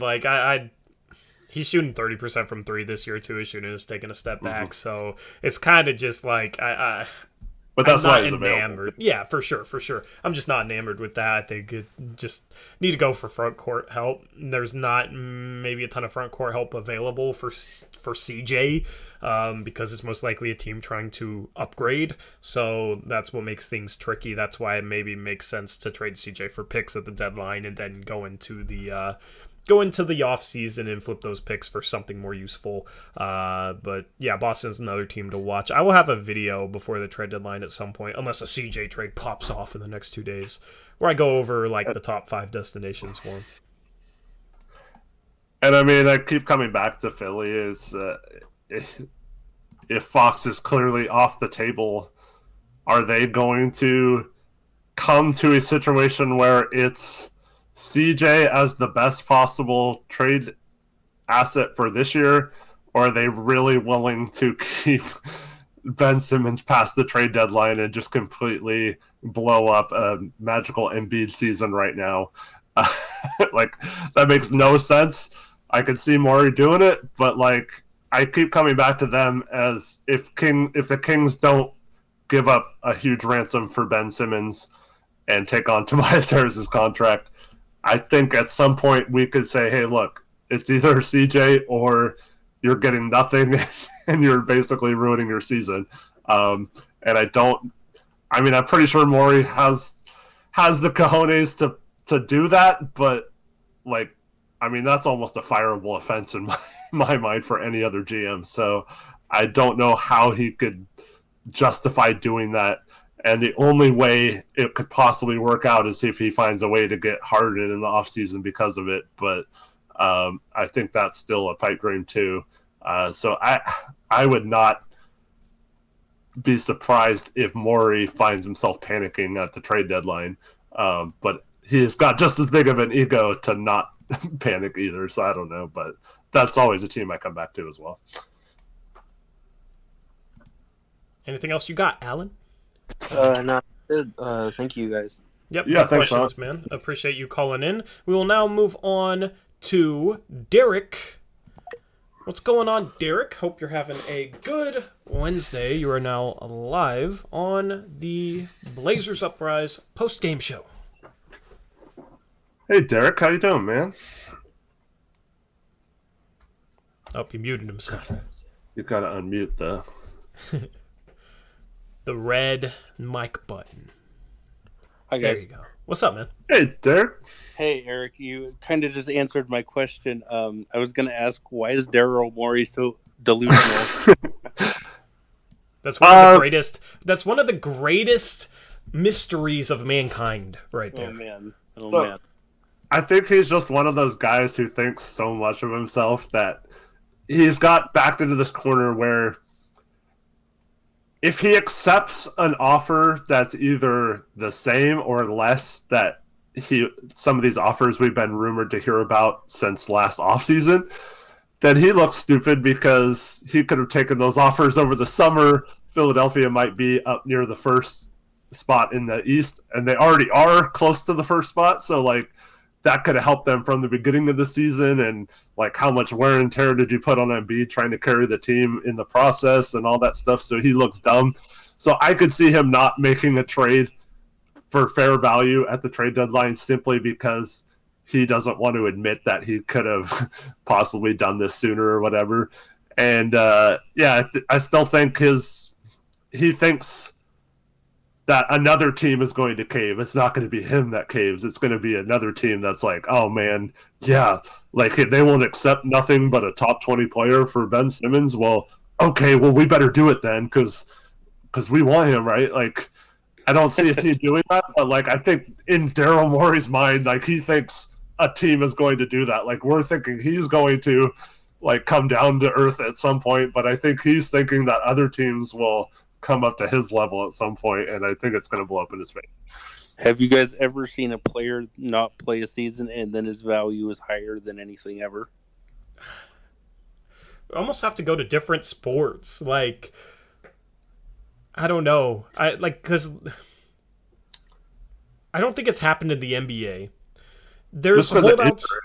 But yeah, there's holdouts in the NFL more often where players will sit out a season because they want a contract or something. Like, you look at, like, Le'Veon Bell. I'm not sure how familiar, Chat and you are with the NFL, Derek, but, like, Le'Veon Bell sits out a season and then he gets paid from the New York Jets and that contract immediately blew up in their face. I don't know if holding out the entire year, though, got him paid more in that situation, though, because it's a situation where if you hold out in the NFL, you're not going to hold out for a second straight year. Your value's not going to go up if you hold out 2 years in a row. So I don't know if holding out for an entire year in that situation helped his value or hurt it. But you'd almost have to just go look at different sports because I can't think of an NBA comparison. Go ahead, Eric.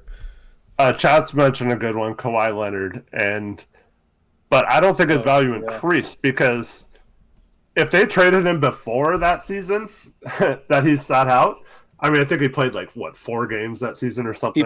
He played 9 games. 9 games, yeah. So that's probably the best example. But I mean, we're talking a lot of teams didn't want to trade for him because they were scared of his quad injury.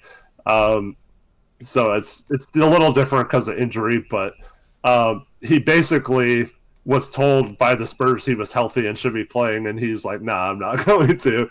And then demanded a trade, I guess. And then, I mean, DeRozan and a first, and I think it was Jakob Poeltl in that trade too, who at the time wasn't super highly thought of. So that wasn't a huge return for a player of his caliber. So I think that's probably the best example, but I don't think his value necessarily increased. I think it kind of decreased a lot more than it would have been had they traded him the season before or whatever. And how do you guys think this is going to affect Joel Embiid at all moving forward? I don't know if it's going to affect Embiid because how many years does he have left on his contract, Eric? I think he still has a couple.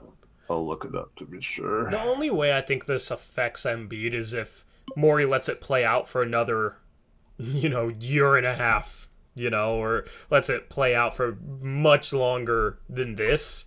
I think if he trades Simmons at the deadline and gets Embiid some help, Embiid is fine. Even if it happens this offseason, I think Embiid is fine. At some point... Yeah. What'd you say, 2 years? Just one more year after this. Oh, just one more year? Wow. Wow. That's interesting. I mean, it's a situation where apparently...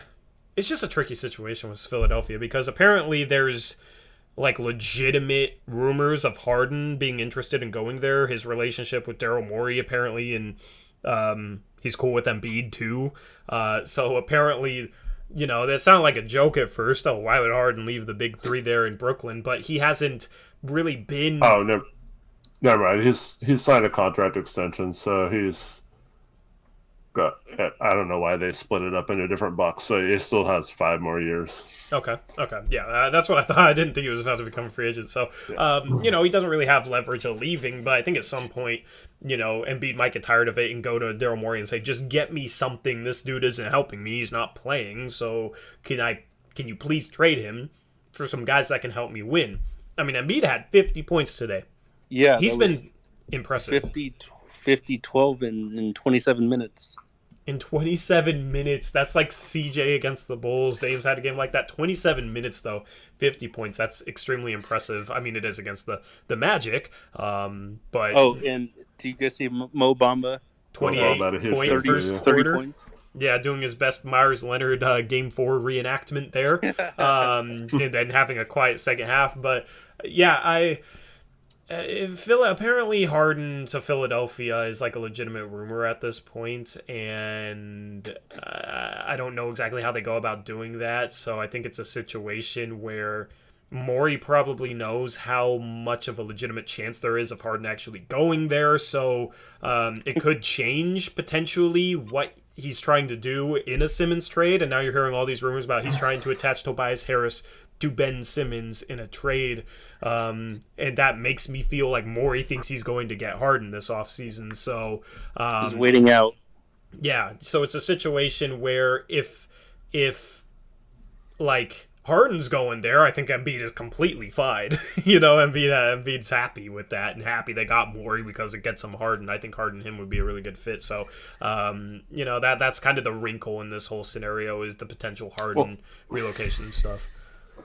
The other thing, too, is, I mean, Embiid threw Simmons under the bus, too, so it's not like he's wanting him to be there, necessarily. But that does fall back on Morey to get him out of there. But, I don't think I think Embiid's anger is more directed at Simmons actually than Morey in this case. I would agree. Yeah. Yeah, it'll be fun, dude. It'll be fun to watch what Philadelphia does, and if they get James Harden, that'll be intriguing. Yeah, I'm excited for this deadline. Anything else you got for us, Derek? Well, you know that right after Myers Leonard did the 30-point game in the playoffs, he got traded. So Mo Bamba? Question mark. Mo Bamba? I mean, we could talk about him in a little bit once we get off the Twitter space. We will talk trades, and I'll go around the NBA, and we'll bring him up in that segment. But go ahead, Eric. I was just going to ask Derek if he's played any Mario Kart lately. Oh man, I had a reset because I like to challenge myself, so I reset my game, and I've been trying to get perfect scores again, like I showed you guys. Okay. Yeah. So nice. I'm on the grind. We had a bit of a Mario Kart thing with Derek and Zach, and Okay. yeah, there were several of us that were playing Mario Kart for a little while. It's pretty fun. We got to start that up again. Yeah, that's pretty cool. I've always been a Crash Bandicoot type of guy, like Crash Team Racing. Shout out to you in chat if you know what that game is. That was like my favorite game as a kid. That's what I played. So, Cars was in there too. Yeah, if anybody wants to play the remake of that, we can get a whole rival clan going. You know, Crash Clan versus Mario Kart, and then we can, maybe take our talents to Mario Kart and see if we can hang up with these experts here. I like it. Yeah, but I'm going to be on the winning team. Oh, I'm sure. But Crash Team Racing, not hanging with me. It's I don't know. That game is there's you'd be surprised at the skill curve for some of these games, right? You think it's just a racing game, but there's a legitimate skill curve, powers, all that type of stuff. So, anyway, yeah, good luck with the Mario Kart grind, Eric and Derek. Anyway, man, thank you for calling in. Have a good night. My pleasure. We'll do it again. For sure. Alrighty. So we'll go to Veeks and then we'll end with Michael. I think Michael has another player comparison for us, so we'll finish with him. Hopefully he has time to hold off so we can get Veeks up in here. And Michael's segment will be a good transition to kind of some trade talk. So what's going on, Veeks? Welcome to the Blazers Uprise post-game show. What you got for us? What's up, guys? I don't know if you guys talked about it already, but I just was curious on you guys' reactions to the Detroit and Philadelphia trade rumor. And do you guys see Detroit possibly having being a trade partner with us? I don't think Philadelphia wants Jeremy Grant. Maybe they should, but I don't think they want Jeremy Grant, even if they attach Sadiq Bey and another first. So I think that's probably a non-starter trade. And part of me feels like Morey is just tossing that out there to try and drum up Simmons' value. Like, that's the sort of thing Morey would do. That's the sort of game he would play, I feel like, because I don't really see how that makes sense for Detroit to go out and get Ben Simmons. I don't really see him fitting too well with Cade Cunningham. Doesn't really make much sense there. But, independent of that, actually, Eric, let me get your thoughts on that trade, and then we'll talk about, Detroit and Portland. I think Philly would like Jeremy Grant, but as a part of them getting him as the second best player in a trade and also getting rid of Tobias. So if you somehow work that in with the Kings trade or something, and they end up with Fox and Jeremy Grant for Tobias and Ben Simmons, then I think they probably consider it. But I don't see why between Detroit and Sacramento, the team that's not getting Simmons would do that. So I think, Jeremy Grant would be a secondary piece to a Ben Simmons trade, but not the main piece. I think they're still shooting for someone higher than that. Yeah, and then as far as Detroit and Portland, I don't want Jeremy Grant. Let me just say that right now. The dude wants to be the primary creator, doesn't really care to be on a winning team, doesn't really fit what Portland would want from him. So maybe Portland makes a run after him. I just feel like that's probably one of the worst decisions Portland could do, so I hope that they don't connect on a trade, because it would be Jeremy Grant going to Portland and Portland probably overpaying for somebody that doesn't want to be there and doesn't want to play the role that he'd have to play.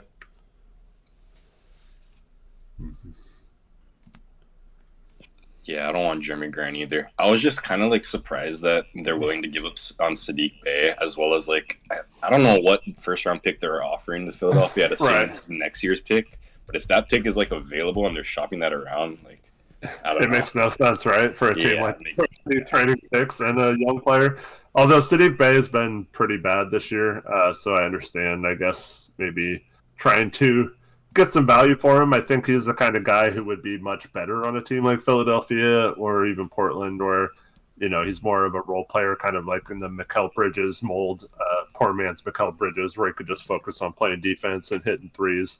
Versus, I watched some of their game last night against the Warriors, and yeah, they're just like trying to get him to create offense out of nothing and stuff like that, and that's just not really his game. So I think they're using him wrong, and it's not really a good spot for him. He's more of a role player in a good team. But, yeah, I don't – if he's available, I wouldn't mind taking a flyer on him if it's cheap, but I don't understand why a rebuilding team would trade young players and picks. So, yeah, it's not going to be cheap, though, and we get Team 24 saying, I promise to God it's not the worst decision right now. Horrible take on that one, to be honest. 100 emoji. He's going to get at least 2 first-round picks, maybe 3 back. That would basically be... Portland doesn't even have their first. They would have to trade out assets to get first to trade. They'd at least have to get their Portland first back from Chicago. Given what Jeremy Grant would cost, it would basically amount to an all-in move. Jeremy Grant as an all-in move does not put Portland anywhere close enough to contention.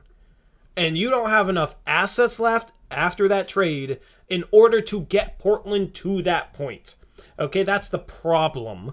And then the other problem unless they're giving up Ant. Yeah, but it's like that doesn't make us better. It doesn't get us to contention. And maybe we'd have... The thing is that I don't think that makes us better at all. I don't think Jeremy Grant is a more talented player than Anfernee Simons. And if we're going to trade CJ and Norm for assets, we kind of need Anfernee Simons. So it doesn't make sense from like a talent standpoint. But then how is it a good idea? How is it anything but a horrible idea to bring in a guy who'd be the number 3 at best option when he wants to be the number 1 and he doesn't care about winning? He wants to play for a bad team so that he can get his touches. And that's supposed to get you to the promised land. That's a terrible idea.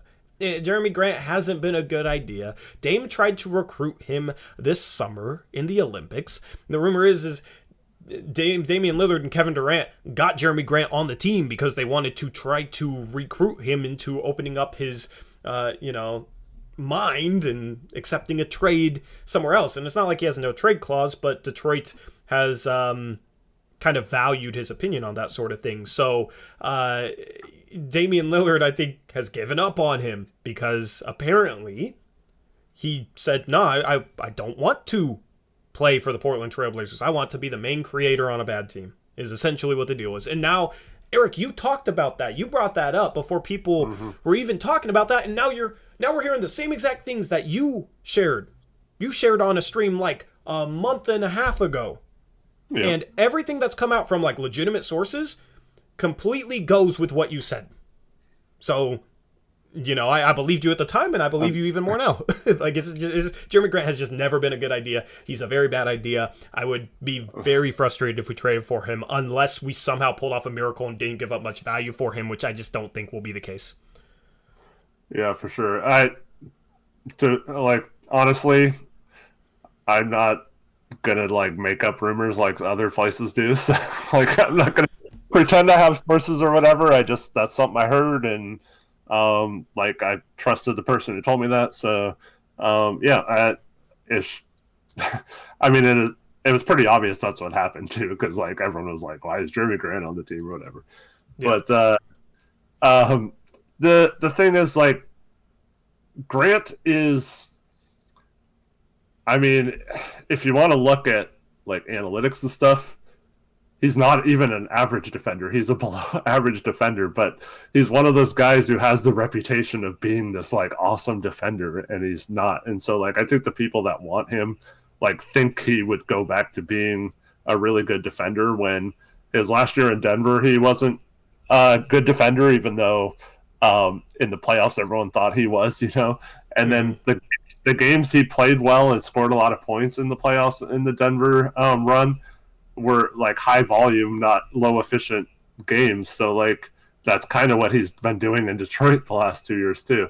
So like I don't like the idea of paying a lot to get him. Now, if you could get him for say like a Norm and maybe we'd get a first and another trade and you do those two for him or something like that, like I'd probably be okay with it, you know, just kind of shuffling pieces around to different positions and stuff. But like I don't like the idea of not only not going young, but giving up like young players and potential draft picks to get someone who does not change our ceiling at all, in my opinion. Yeah. And the final point I'll make on this before we see if Veeks has anything else. Henry's out here in chat saying, we need to make the playoffs to contend. Are we currently a playoff team? Right now we're not a playoff team, but what's the point of selling out to make the playoffs with no hope of contention? It doesn't make sense. Like, we have to make moves that give us a chance to contend. Otherwise, it's the same stuff we've seen for years where we're a first-round exit, right? And there's no point to go all in on getting back to the point where we're just a first-round exit. You know, we need to be smart, we need to be wise, and we need to make moves that give us a higher ceiling. A Jeremy Grant move does not do that. Anyway, Veeks, anything else you got for us? No, I was just curious. Like, I mean, I don't want Jeremy Grant, trust me, but yeah. I feel like if Saddiq Bey is available, I mean, that's a guy I was really interested in the Blazers drafting, like pre-draft. I know like shooting numbers are kind of down this year, but I don't know. I feel like there might be something there. Yeah, Eric Lundum too. I just, for what we'd give up in terms of players, I don't think they'd be interested in Saddiq Bey, and you know, I don't really. I feel like they'd want at least 2 firsts, so it would be hard for us to make a trade. Like I could see them giving him up for like a better young prospect, but you know, we don't really necessarily have a Ben Simmons or anything. Go ahead, Eric. Here's what I would say to that. If it's true that they're potentially going to include him in a Jeremy Grant trade, or they're going after a trade, like, so let's say they did pull off a trade with the 76ers, right? Then you call the 76ers, you already know from previous talks most likely like what they want from your roster and stuff. Or maybe you could just like throw in a pick that you got in a CJ trade or something for Saddiq Bey. Maybe they don't even really care about Saddiq Bey. They were trying to get the other assets in the trade. And I'll say the same thing about, there's a rumor for an OG and a new boy trade for Miles Turner. I don't think we have any chance of getting OG from the Raptors, but if they make that trade and are done with the Pacers, you call the Pacers and offer them like 3 firsts for OG and that you got in like a CJ trade or whatever, and all of a sudden they get more value back for Miles Turner than they're originally asking for, they would absolutely consider that, right? You could throw him into the CJ trade, give them Osman and the 3 firsts you would get in that trade or whatever, and or like maybe one of the firsts from the Norm trade, or you know, whatever you'd have to do, Rocco. But like you find a way to do that. So if guys like Saddiq Bey, OG, and Anunoby get traded, I would definitely call those new teams and see how set they are on those guys, and maybe they could reflip them for assets. But on their current teams, I don't see a lot of trades that make sense for both us and Detroit and Toronto. Yeah, also let me just say, and a new boys are running. All right, Eric knows how to say his name, but that is a long time running team. Do you? I don't know. Are you maybe Charles Barkley? You want to start talking about Valenciennes sauce? Like, we can go there. But yeah. Anything else you got, Veeks? Moses Modi. Yeah. Modi. No, that's all. Thanks, guys. All right, man. Appreciate you. Yeah, that's an inside joke. But yeah, we got shout to OGs of the channel have been around long enough to know the inside jokes. Anyway, we're going to end things with Michael. We only got a couple minutes, but I think I'm hoping he has another, player choice, just like he had earlier. What's going on, Michael? Welcome back. What you got? All right, guys. I got 5. You got 5 3-player comparisons? Well, let's do 1 or 2, and then you can save the other 3 for next stream. All right, fair enough. That's what I was kind of expecting, but I just want to come out guns a-blazing just in case. Yeah. Well prepared. I respect it. What you got? Okay. So, I guess it's not just, the next season Portland Trailblazer thing. This is just a little bit different. So, I'm going to do the funny one that I made. Okay. And then I'm going to go to a more fun one. Okay. Funny and fun. Right. I like it. All right. So the funny one is, who is uglier? Kelly Olynyk. What? Okay, so you're already hating on my guy Kelly Olynyk. I'm a Gonzaga fan. Yeah, all right, let's Kelly Olynyk, Boban, or Joakim Noah.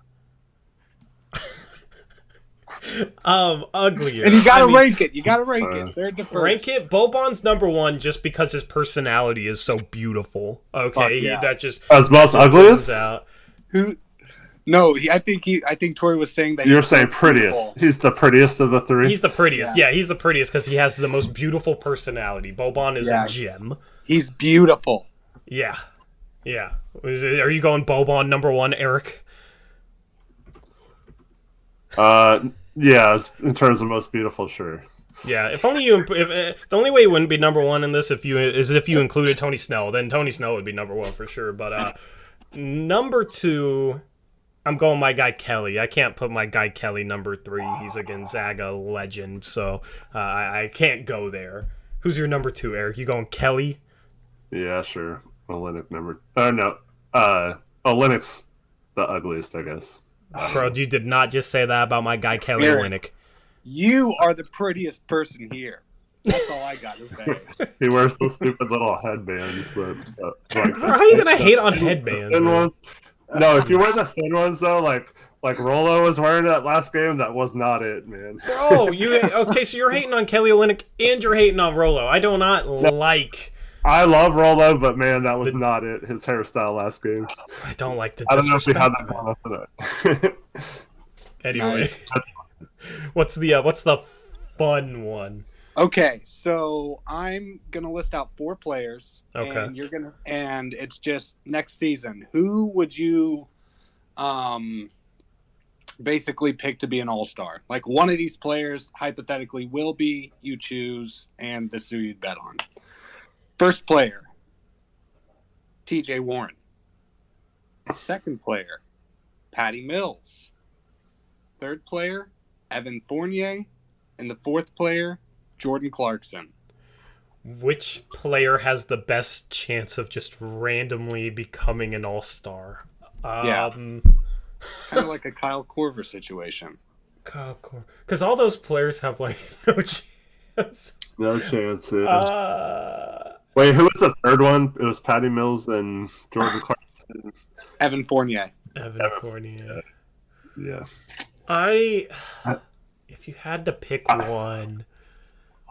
I'll answer first if you don't want to. Go ahead. That's tough. I will say TJ Warren because he's the only one that still could potentially come back from an injury and be good in his career, whereas Patty Mills is on the downside. He's never going to be more of a role player. Okay. Clarkson is super inefficient Jamal Crawford type. So he's never going to get much love in All-Star voting. And then whoever the other one was, I can't remember. It was Fournier. Fournier. Terrible, but he could, I guess, but because he's had years where he's gotten close to 20 points per game, so it's not that far-fetched, I guess. But Patty Mills I'd put last. Fournier I'd probably put third. TJ Warren I'd probably put second. I'd probably go with Clarkson first. Do you look at Lou Williams got a lot of All-Star love as a sixth man? That was another guy I was considering.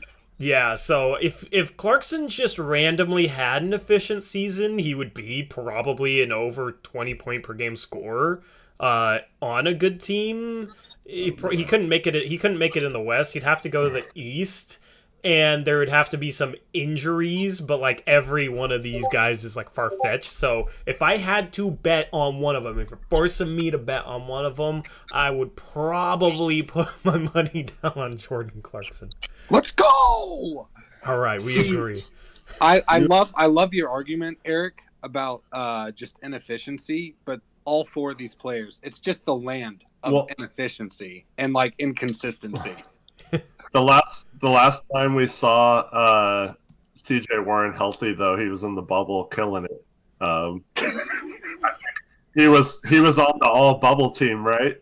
Yeah. Oh, yeah. Him and Tyler Hero, baby. Yeah, so it's possible, you know, he comes back from injury as healthy and still is good. And that's a good side note too.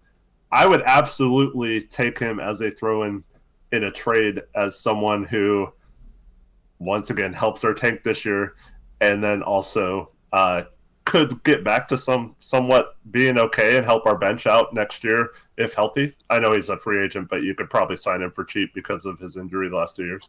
Yeah, I mean the problem is we're not playing in a bubble anymore, and he was a bubble superhero. You see, like every player that like overachieved in the bubble, I feel like, you know, they're. We haven't seen him since then, though. He's been injured. True, but we had seen a lot of him before then.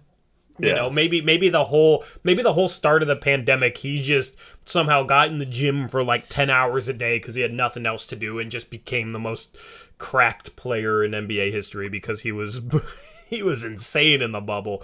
I mean, maybe that's the case. Sure, I would take a flyer on him too. Anyway, appreciate it, Michael. Hey, real quick, I'm sorry. I have one question for Eric. Go ahead. Mm-hmm.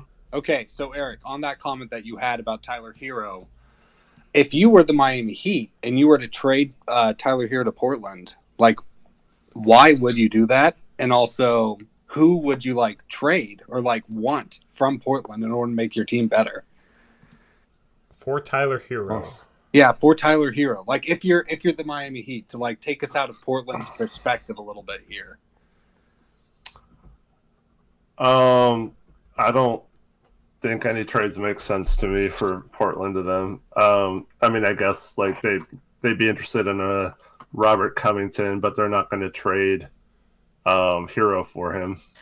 Maybe Norm plus Rocco at that point, but Hero's been good. So Hero's only making $4 million on his rookie deal. Yeah, that's the problem. So. That's the problem with that is they don't have a ton of salaries that make sense to throw in a trade like that. So I haven't even honestly I've looked at a ton of teams for Portland. I have not once looked at Miami, to be honest with you. Yeah, me neither. But I like the I like the stuff out of left field, man. Keeps it interesting. And two, I mean, we're talking about, you know, we have 4 guards. Would we really trade a lot to get another guard if we're trying to get rid of guards? I mean, I wouldn't mind him as a third guard if we traded CJ and Norm. Yeah, but how are you supposed to get him? That's the problem. Yeah, they're also hard up against the hard cap, so they can't really take salary back. I don't know. Yeah. Anyway, appreciate you, Michael. Yeah, have a good night, Michael. Thank you, guys. I'm looking forward to what you got for next stream in terms of what. You better. I got heat coming, baby. I will say Hero ducked Nurkic tonight by sitting out. You're gonna go there. I was wondering if you were gonna go there at some point this stream. Yeah. I mean, I don't blame him. Anyway, appreciate you, Michael. That wraps up our Twitter space. Thank you for participating. Thank you guys for calling in. We will go to around the NBA in a second. Eric, make sure you unmute yourself on Skype. I did. Cool. Alrighty. We'll go. You want to go trade questions? Let's do 5 minutes of trade questions. All right. Then we'll go around the NBA. Then we'll do another 5-10 minutes, and that'll wrap up the show. So give Eric your trade questions. It's harder to do around the NBA when there's when there's games still going on, because I have to go in and update the scores. But yeah, so give Eric your trade questions while I do that. There was 13 freaking games today. All right, Aeromancer wants me to explain why we can't just waive Tony Snell. So everyone on the Blazers, the 14 roster spots, have a guaranteed contract. His counts $1.7 million towards the luxury tax. So if we waive him, it still counts against the tax. So I guess we could get lucky and a team could claim him off waivers, which would release that. So you would take that chance. But let's say we waive him and no one picks him up off waivers. We're still $3 million over the tax. And on top of that, we're now down to 13 players, so we have to sign someone else for that same minimum contract or for the rest of the year on a prorated contract. So let's just say that's, it's roughly half the season right now. So let's just say that's, 900,000 or whatever it is, maybe a little less than that, 850,000. So then you're having to sign another player for that. And now all of a sudden you're close to $4 million over the tax because you had to sign another player. And so that's why you wouldn't just cut him. Like I said, you would want to maybe just say like, hey, we're having some roster spot issues in this CJ trade. Do you mind taking Snell as well? And then maybe a team is like, oh, okay, fine. Like whatever. Like instead of that second round pick, can we get you to take him or something? So that's why we can't just waive someone that's on a guaranteed contract when we're so close to getting under the tax. That would make it a lot harder to do so. He really doesn't like Tony Snell, man. He really wants him gone that bad. Give Eric one more question, then we'll be ready to go. Would you include Ant in a CJ for Pascal Siakam trade? No. I feel like it's overpaying. I'm to the point now where the only guys I consider in an Ant trade are guys that probably aren't ever going to be realistic trade options. Yeah. I mean, I know that's kind of probably silly, but I think we could get to getting a star if they become available with Ant and Dame and getting assets for everyone else. So I think I would keep Ant in pretty much any scenario. Jaylen Brown is probably the closest to maybe at some point being available, probably not this year, but like someone that I'd maybe consider him for, but like, I don't know. I've kind of soured on Jaylen Brown a little bit this year as well. Yeah, he just hasn't been as good defensively as he should be. I still think he's capable of being a really good defensive player. I just don't know why he hasn't been. I don't know if it's he needs a new situation or what, but that makes me slightly less high on him for that reason. Yeah. Do I think we could trade Rocco for Ingles and a first? I find it hard to believe Utah would be a team that would give up a first for Rocco. And they have like weird protections on future firsts, I think. Yeah. So. I'm trying to look when the first pick they could trade is.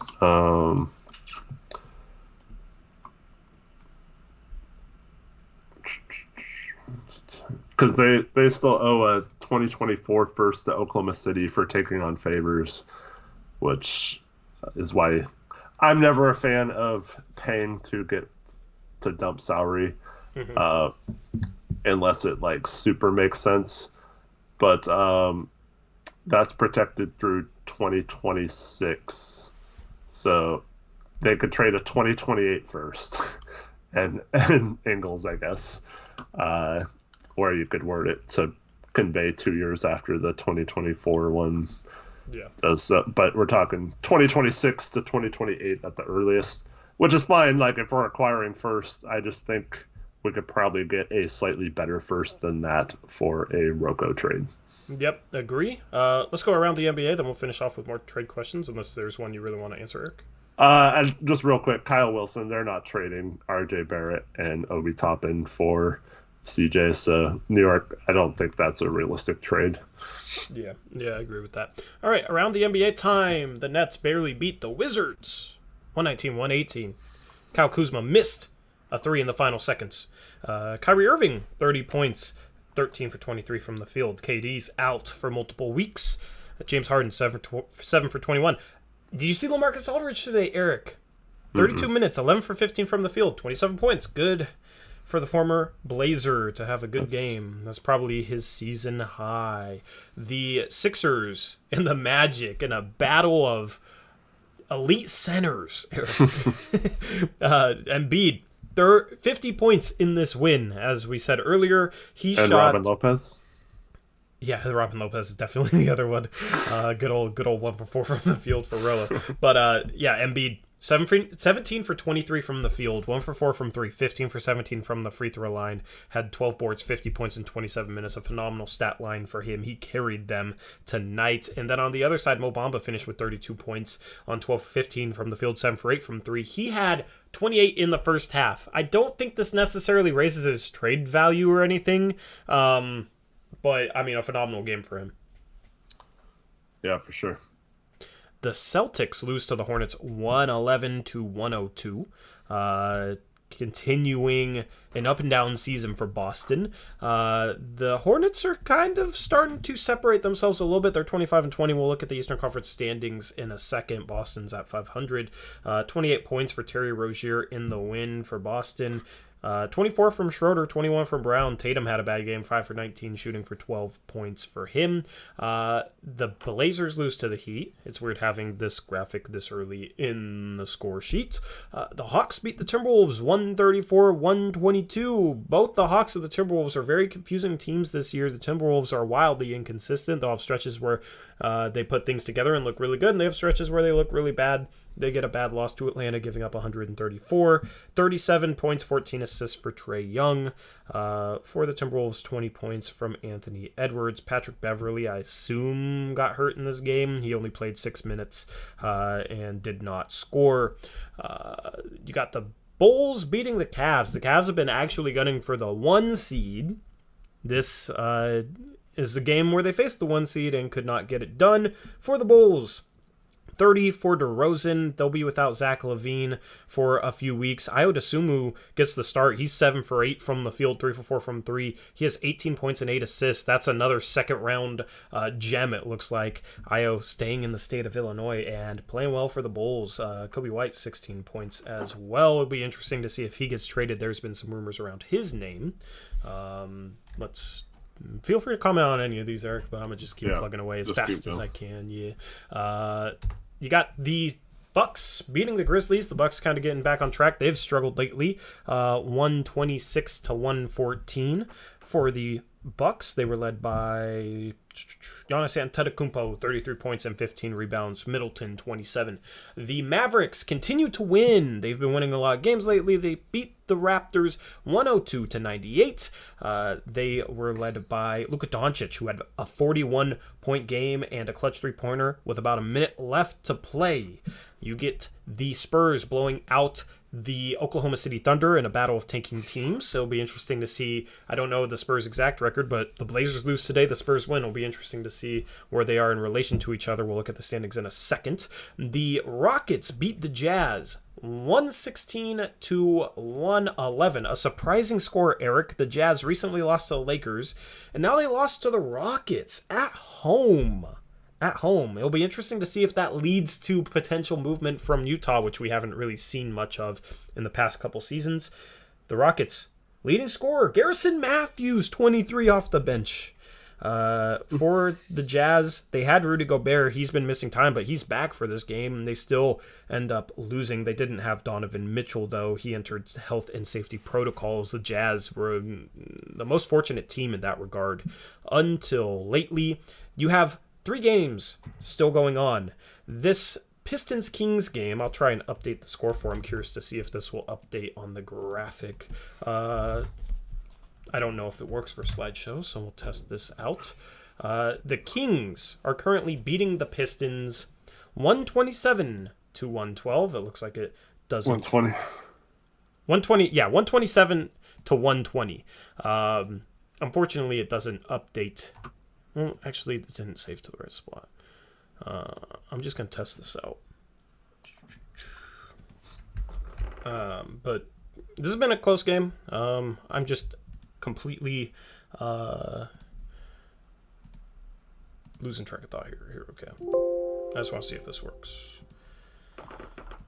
It does work. Okay, cool. I didn't know if it would work because this is a slideshow. I didn't know if it would work updating the score graphic. Yeah, 127, 120. There is 3:39 remaining in the fourth. You have a barn burner on ESPN right now. The Los Angeles Clippers are beating the Denver Nuggets 108. No, it's not 108, 108. 108, 108. Tie game on ESPN with 2 minutes left. It'll be interesting to see who pulls that one out. The Clippers playing without Paul George and Kawhi Leonard. Paul George, it sounds like, is going to miss a long period of time due to his elbow injury. Reggie Jackson has 26 right now for the Los Angeles Clippers. It's now 110 to 108. Clippers over the Nuggets. And then the final game tonight that is currently nearing the completion of the third quarter. You got the Lakers beating the Pacers 78 to 72 is the current score. The Lakers may be getting back on track against the Pacers. I'm not even going to update that final score. 78-72 with 1 minute 59 seconds left in the third quarter. All right, standings. This is what it looks like. Portland ends up losing today. They still have a game lead for the 10th spot, Eric, over the Sacramento Kings. The Kings are about to, it looks like, pick up a win, so the Kings will only be a half game back after their game goes final. The Spurs gain a game on Portland. They're a game and a half back. We're only 2 games ahead of 13th, so honestly, if we could still go the tanking route. We'll have to wait and see. Portland was competitive today, but ended up losing. So I don't know, man. I can't even bring myself to really think about tanking. You know, I talk about it, but yeah. I can't bring myself to really embrace it yet because this team is stubborn. Yeah.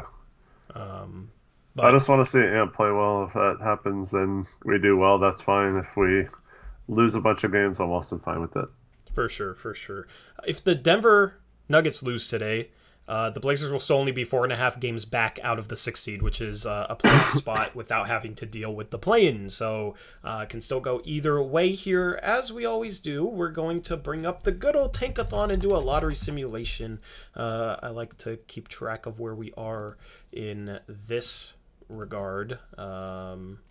Let me pull up the Tankathon here. There it is. Sacramento will be a half game ahead of us once their victory happens. Looks half game ahead of us in the Tankathon? No,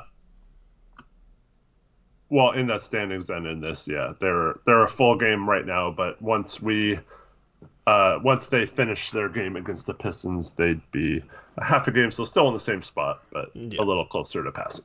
Yep. The Blazers have been tied with the Hawks until tonight, as the Hawks win and the Blazers lose. So the Blazers' top 4 percentage goes up from 17% to 20%.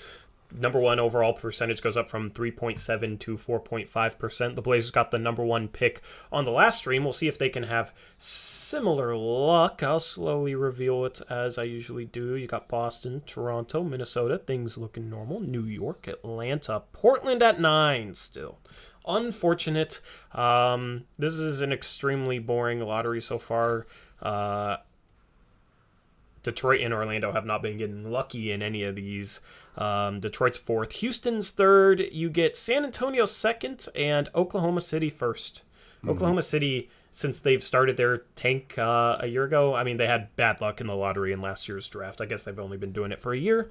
So redemption in that situation. It'll be interesting to see, like, if San Antonio gets the 2nd overall pick, it'll be interesting to see who they go with, Eric, because I feel like Chet Holmgren would be like the San Antonio pick, you know? Mm-hmm. And San Antonio is a team that picked up Zach Collins, another Gonzaga big man. It'll be interesting to see if they go with him or like Paolo Banchero, because I assume at this point Jabari Smith's going number 1. Do you have any new thoughts on the draft? I guess let's talk about that now. No, I think it's still pretty much where it's been. Everything I've said is still the same in my mind. Yep. I will say AJ Griffin has been impressing me, and he's been playing really well lately. I need to watch him a little bit more. You know, when I watch Duke, I focus on Paolo. But next time you watch a Duke game, chat, focus on AJ Griffin, because if Portland ends up outside of the top 4 or 5, that's like the guy that I would be hoping that the Blazers could get their hands on. So definitely go ahead and pay attention to him next time you watch a Duke game. Don't just pay attention to Banchero. Connor needs to go back to some sort of geography school. Yeah. Wait. Okay, Oklahoma City is not in Texas, Connor. Oklahoma City is in Oklahoma. This isn't Kansas City, where Kansas City, like, the majority of downtown is in Missouri. You know, Kansas is just, I guess, such a bad state that they don't even have ownership over their own city. But yeah, Oklahoma City is in Oklahoma. Yeah. Dallas is nowhere even near the lottery, so Connor says I'm tired, I'm late. Yeah. Anyway. We'll always he says it's tired, I'm late. It's yeah, Connor's tripping, man. Thanks for the entertainment, Connor. And you're welcome for the geography lesson. Anyway, Chicago retains their lead on the first overall seed in the Eastern Conference with their win today against Cleveland. It would have been Miami's, Eric, with their win over us had Chicago lost. Currently, they are tied. Chicago has the edge in terms of win percentage. So that's interesting. And then Brooklyn only a half game back. And then you're starting to see tiers here, okay? You got those 3 teams at the top. Then a couple games behind them, you got Milwaukee, Philadelphia, Cleveland, all within half a game of each other.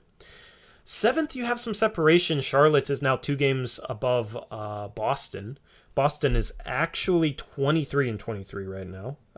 So they are currently... You have 2 Bostons on the graphic, too. Krish. Well, one of them's right, at least. Yeah. Washington should be 8th. That's Washington's 23-22. So Charlotte has a 2-game lead on Washington for 8th. And then Boston 9th. So Charlotte's starting to kind of separate themselves. Maybe they can move up and battle for, 4th through 6th seeds and not have to deal with a play-in. But Charlotte has been looking legit lately. New York still hanging tough there at 11th, only a game below 500 and only a game back of the 8th placed Washington Wizards. So very jam-packed there. Any thoughts on the East, Eric, since we last talked about this conference, since there's a lot of potential Portland trade partners in the Eastern Conference? No, just that the top 6 are kind of separating from 8 through 12 there.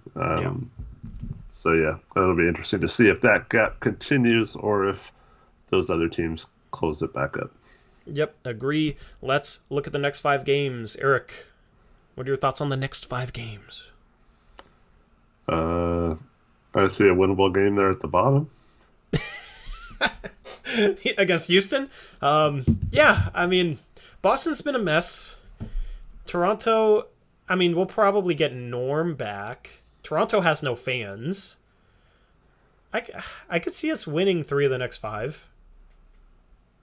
To be honest. 2 out of Boston, Toronto, and then at home against Minnesota and Dallas, and we have Norm back. I have a gut feeling we're going to win 3 of the next 5 and be sitting at like 21 and... how many losses do we have? 26. 26. We'd be, 21 and 28? Yeah. Yeah, not going to lie, I'm kind of rooting to lose like all 5 of the next 5 games. And be sitting at, 18 and 31? And probably borderline top 5 lottery. These next 5 games will be a determining factor. We said that last stream, but, it's Boston, Toronto, Minnesota, and Dallas. If we go 0-4, we're probably sitting there, right there with, like, San Antonio, New Orleans.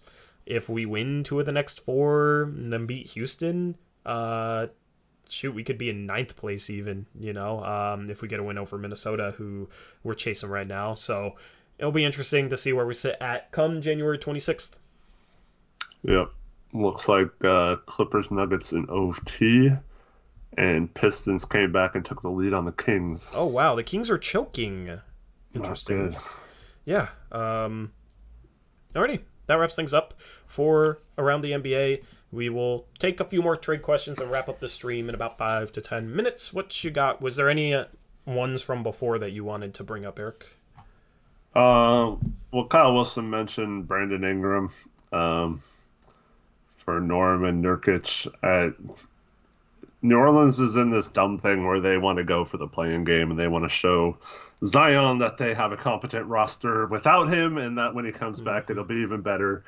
And so they're not trading Brandon Ingram unless it's for a better player, and I just don't see that happening. And I don't like having to somehow get picks to trade the 2024 and 2026 picks in that trade and stuff like that. So I think both teams would say no to that. Yeah, it's going to be interesting. I saw a comment earlier about Pelicans fans apparently wanting both CJ and Norm. Is there any trade that you could see making sense where we trade New Orleans both CJ and Norm? I mean, they could get there with any number of, Josh Hart, along with Satoransky's expiring, and I guess they could include Devontae Graham, maybe find a third team for him or something. I'll bring up Fanspo and kind of look at this. So they only have to match CJ because they could take Norm back with their trade exception. So it wouldn't be out of the realm of possibility. I just don't like that because I feel like when you do that, they kind of combine assets versus giving you fair assets for both. So like we probably only get 2 firsts where we could likely get at least 3, maybe even 4 if we traded them separately. So yeah. I'll bring up Fanspo. Let's just look at this on the Fanspo. The trade exception does help for sure.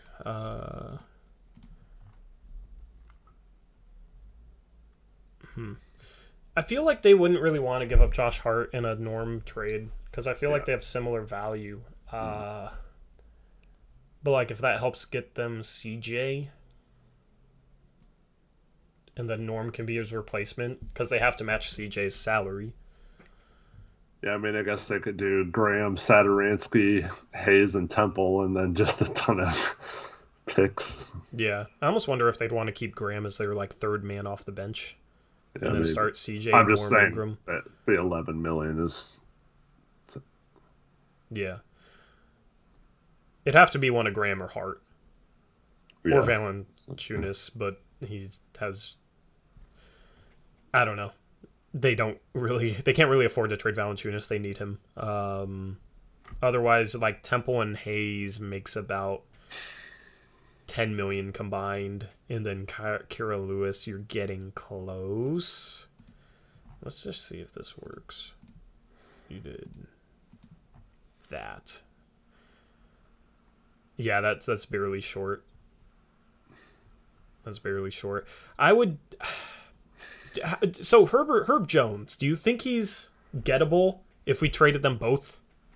Maybe if it was Norm and CJ, that would be awesome. Yeah, because he gets stuck behind Zion when Zion gets back. He gets stuck being brought off the bench. I could probably play some small forward, I think. I mean, obviously Ingram's there too, but. I mean, if you could do like Hart, Satoransky, and Herb Jones, I like the idea of that. So yeah, and then you have to include like Temple, I guess. Where's Temple? He's up here. Temple. And then maybe toss them Tony Snell. Do you think they would give up any picks if we're getting back Herb Jones, Josh Hart, Satoransky, and Temple for Norm, CJ, and Snell? I would want at least a pick back, maybe 2. Like, I think they'd still give up picks. I think they're stupid enough to do that. But what's the deal with this Lakers one again? Doesn't it turn into? Yeah, I just wouldn't bother with it. Just do a future one because it's theirs if it's 1 through 10, but it goes to Memphis if it's 11 through 30 or something like that. How do they have The 2023 Lakers first. And the 2022. The one of them's like a swap, I think. One of them is, I don't remember how they did it, but it's worded in a way so it only conveys one of the two. Okay. It doesn't have the right protections on here. I mean, I would hope for maybe Milwaukee's 2024, New Orleans's 2023 top 10 or lottery protected, and then a 2022 Sacramento second, which should be in the 30s. That would be that would be my ideal trade package. I assume you would do this. Yeah, sure.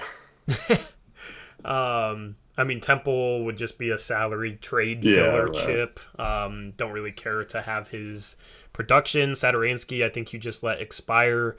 So it's really just Josh Hart and Herb Jones. Josh Hart maybe is like our third guard, you know, behind Damon Simons, and you just stagger Damon Simons. Simons plays backup point. That leaves all the minutes at the 2 for Hart. Mm-hmm. It creates like a $20 million trade exception too. Yeah, it does.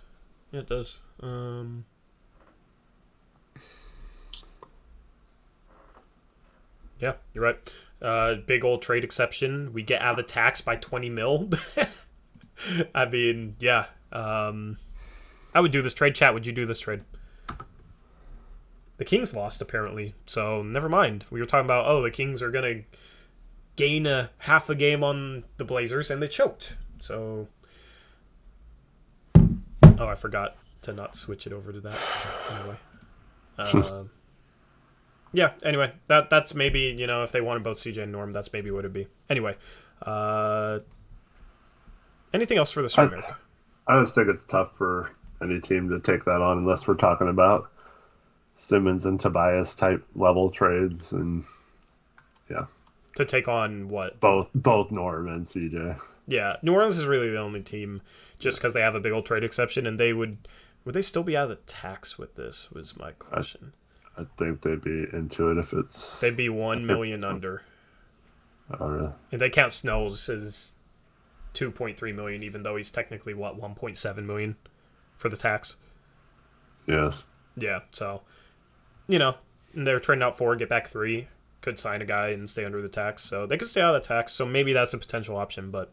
and then you have a 3-guard lineup, CJ, Norm, and Devontae Graham. I could see New Orleans doing that. And going with like CJ, Norm, Ingram, Zion, and Valanciunas, and thinking like, ooh, we could make some noise with this lineup, and then have Graham off the bench and Alexander Walker. I guess they don't really have much of a bench, but I can see New Orleans doing something like that. Anyway, anything else for the stream, Eric? No, just thank you to everyone for watching, and we'll catch you guys tomorrow on Blazers Uprise Live, our second channel. And also Friday after the Boston game. Yep. 3 games for picks against the spread tomorrow, so we'll have more time to talk about. There seems to be like some rumors every day now, so we'll see what rumors potentially come out tomorrow, and we'll talk about them on Blazers Uprise Live, second channel. Link in the description. Going live around probably around 3:45, since there's only 3 picks against the spread games, so be ready for that. Anyway, thank you for making us a part of your Wednesday night. The Blazers lose to the Miami Heat, and we get closer to the trade deadline. I think it's about 3 weeks now until the trade deadline, so looking forward to... 3 weeks from tomorrow. What'd you say? 3 weeks from tomorrow, yep. 3 weeks from tomorrow. Yeah, I'm looking forward to action, man. I'm ready for action. Tired of talking about games. I want to talk about trades popping off. So it's the calm before the storm right now. We'll see what goes down at the deadline. We'll have you covered with that as always. So hope you have a good rest of your night. Thank you for making us a part of yours. Until next time, as always, peace out. Go Blazers.